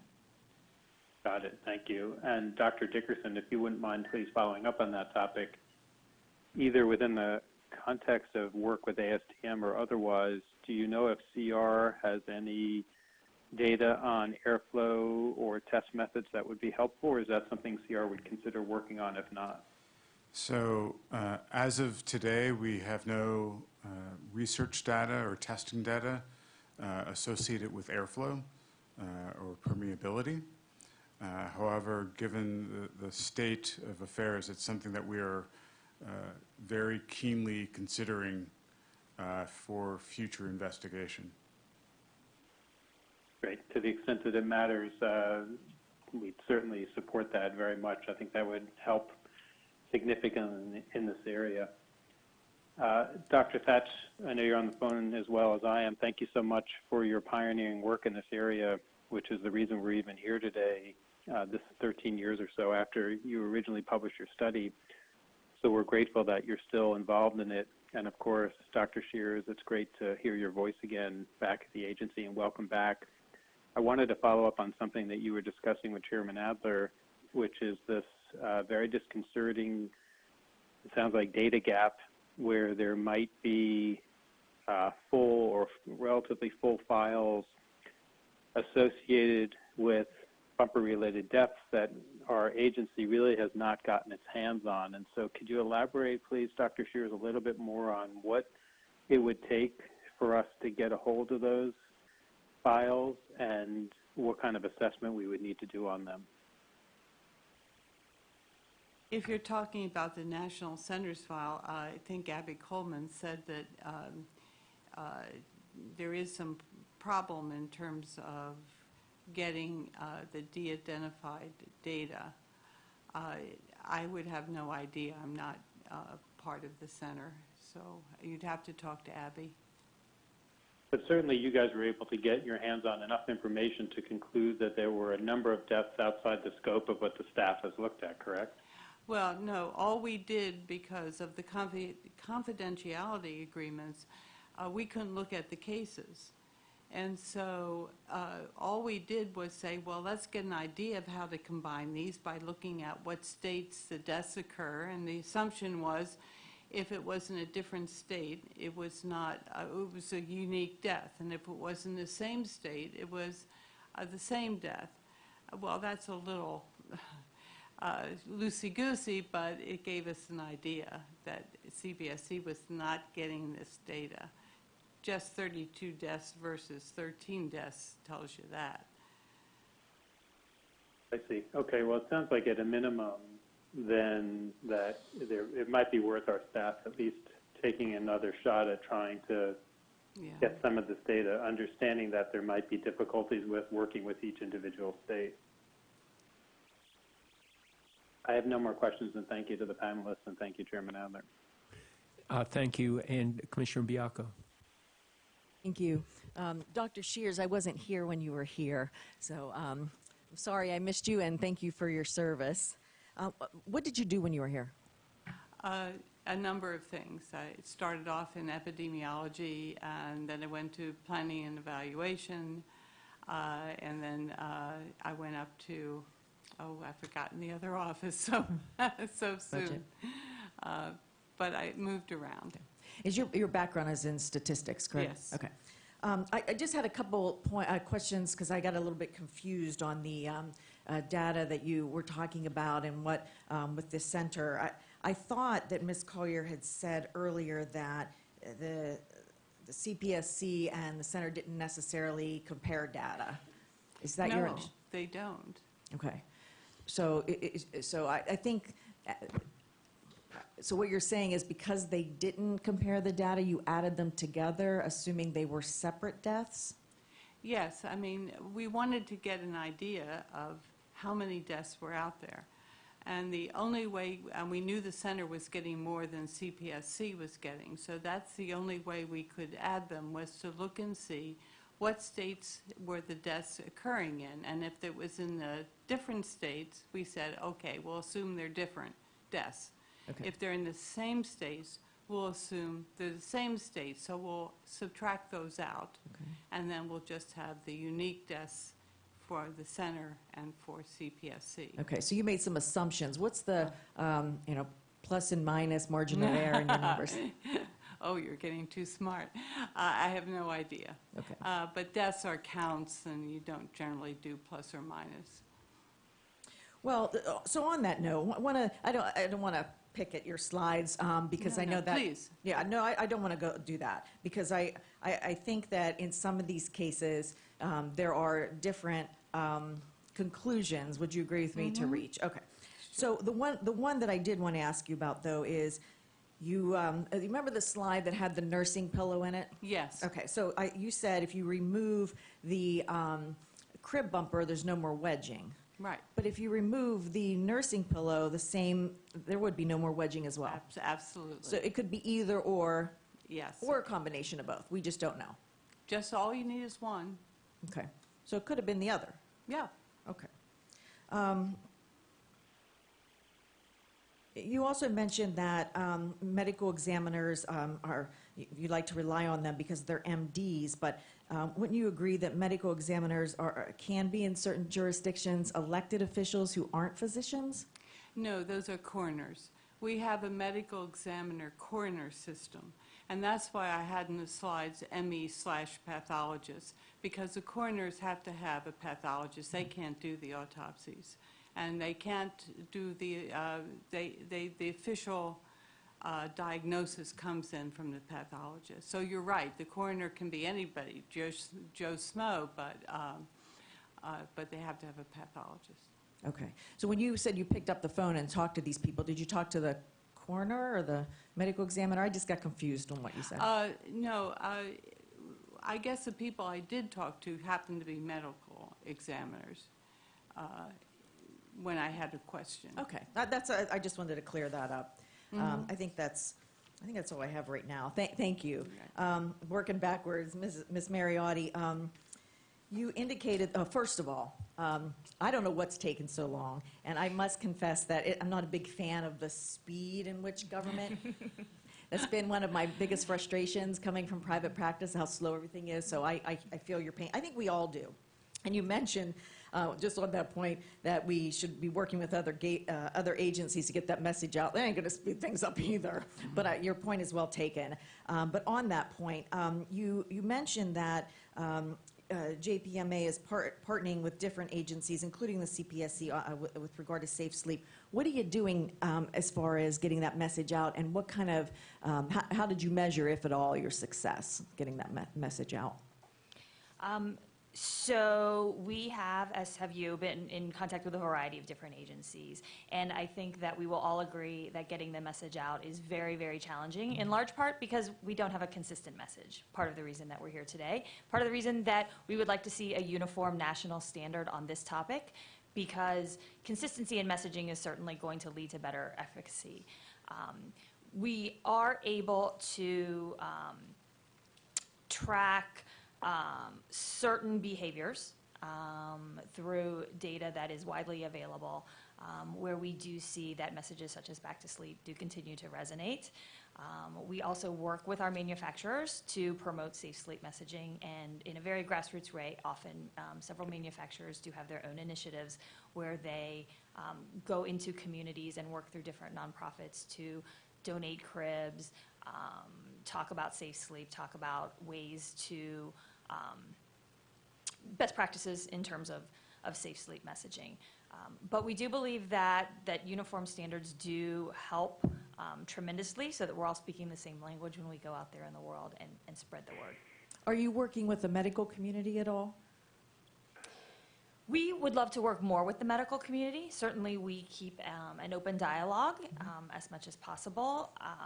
As you can see today, sometimes we don't agree on the analysis of the data or the way forward, even if we do agree on the data sets and the progress. But certainly, JPMA always supports campaigns that encourage safe sleep practices. We always support the NIH recommendations, and again, work with a number of different partners, and always like to try to keep that dialogue open. I'm a big advocate of starting in the middle, because I believe that no matter how diverse views are, there is a middle, and we can all agree on and to start there. So I would hope that on this issue or any other issue that we have diverse views, we could start and at least move the issue forward as far as the things that everyone does agree with. Because listening today, I walked away with things that I think everybody agrees with. So I would encourage you to start there. On the ASTM thing, you said, and I hope I got this right, that our position is that ASTM F1917-12 should address many of the issues. Is that right? So that is correct. So we believe that Dash 12 addresses many of the issues. It addresses the concerns raised by Dr. Thatch in his original report. I'll also note that just from the visuals, at least 5 of the pictures of the cases that Dr. Shears showed us today, those products would be banned under the currently existing standard. And I think as we look at data and hear about some of these deaths and flush out perhaps additional data sets, that we're very mindful of those that come prior to some of the work that's already been done. Because I do think that the products that were implicated in many of the older data sets are already not in the marketplace, and that we need to move forward from a place of better and more stringent regulation as justified, as with any product category. Well, that brings me to my next question, and this is a concern I have not with the product we're discussing today, but all products, and that is, how do we police online compliance? Because I think another, if you will, vulnerable population that we discuss matters with are the people who think what they're buying online is coming from this organization or that organization when it's not. And we do know, we all know, that we're getting products shipped directly to a consumer's home that are not coming from manufacturers or sellers that are complying with the standards. How do we deal with that? We could have another hearing on that topic. I can tell you that topic is a major agenda item of JPMA's as well, and it is a very complex issue for the reasons that you note. We believe that a good start are programs like the JPMA certification program. That is an additional verification that third-party testing has been completed, that the products are compliant with all federal rules and are sold by reputable sellers into the marketplace. We're looking at other types of programs that would have similar checks and balances so that those products that are compliant are what's being sold, and that those products that are not compliant would be more easily identified. Yeah, I'd be interested to know, and maybe this is not the right product, but if any of the deaths had anything to do with a seller who was not satisfying any of the standards. And maybe not applicable here, but it is something I think we should consider. I think my time is up. Thank you. Thank you. Commissioner Feldman. Thank you very much. I'll be brief, but I wanted to again express my appreciation for all of you being here and for Dr. Thatch for being available on the telephone. I want to make sure that we're asking the right questions about the data. It's been a focus of much of the discussion for what's been a long day, and I'm glad that we've had the opportunity to go into this level of depth. But under our requirements, if we were to pursue a product ban under Section 8, we're supposed to look at the unreasonable risk of injury associated with that product. If we were to pursue a durable nursery standard under Section 104, again, that's a risk-based inquiry where we're looking at the risk of injury associated with that product. When we're talking about making a risk assessment, much of the discussion today has been focused on aggregate incident counts. And each one of those incidents is heartbreaking, and all of those fatalities are important, in particular to the families that experience them. But going through the analysis that the agency needs to conduct, looking at risk, what I'm not hearing today, it's much discussion in terms of exposure rates. The data set that we're talking about is over a multi-decade period of length, going back 30 plus years. I'm not hearing much discussion about the incident rates in terms of exposure, in terms of the number of product in the marketplace. Is that a necessary part of this conversation? Ms. Mariotti, I turn that over to you. So we would say yes, certainly that it is.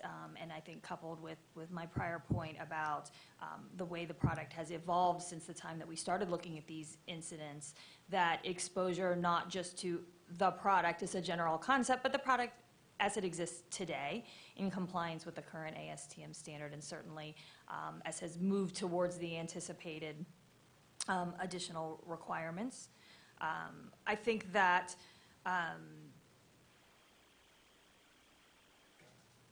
using the precautionary principle is not founded in this case, but certainly is what's being advocated, I think, by some of my colleagues that have spoken today, versus really using the scientific data to make an analysis of how to proceed. I appreciate that. Thank you. This question is for Dr. Shears and Dr. Thatch.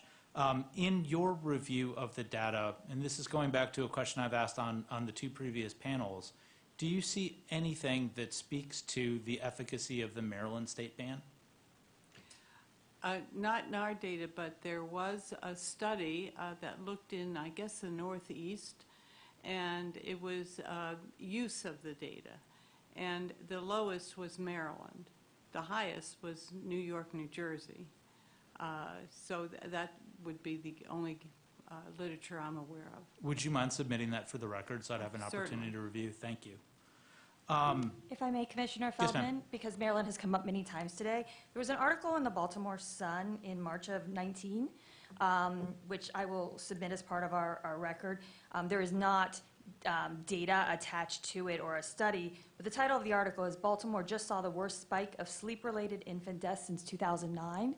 I think that digging into that information might be compelling given the amount of reliance we seem to be putting on or questioning about the efficacy of the Maryland ban. I appreciate it. Would you mind submitting that for the record as well? Of course. Thank you.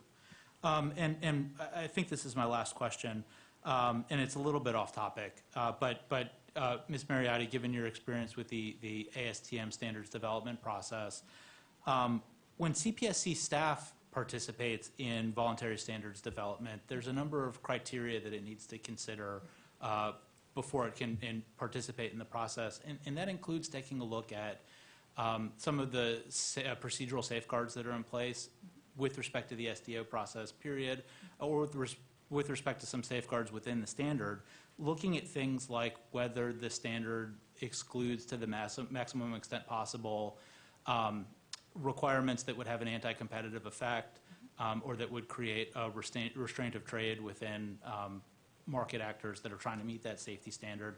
And likewise, whether the standard itself has a mechanism for periodic review to make sure that anti-competitive effects either aren't present or have been addressed, and there's sort of a relief valve on that front. These effects, in my view, tend to be exacerbated when you have industry stakeholders that are participating in the development process that own the particular IP that then becomes sort of the basis for the performance requirement. And we heard from panelists on the previous panel that do own IP in this space and that are actively participating in the development process. With your participation in ASTM, in your view, are there safeguards in place to address those concerns? Yes, we believe they are, and I think that the current cases are excellent examples of that scenario. And by working through an industry association such as JPMA, we can have open dialogues with some of those stakeholders to ensure that we're not crafting regulation that would infringe upon a certain organization's IP or create a scenario where there is a monopoly. We think that it's been very effective. Certainly, using performance-based standards is the way around that versus referencing certain proprietary terms or even terms of common use that would lean towards infringing on a certain type of IP. But as long as the standards are performance-based, typically we're able to navigate those waters, and I do find that we do so pretty effectively. That's helpful background, and I appreciate that. I want to thank you all again for being here. Well, I want to thank all of our panelists and everyone who helped facilitate the meeting. Rock, our technician, has done yeoman's work in keeping us on track, so we really appreciate that. This concludes this public meeting of the United States Consumer Product Safety Commission. Again, thank everybody who appeared. I wish I knew how to do the computer better, I'll tell you. It's very embarrassing.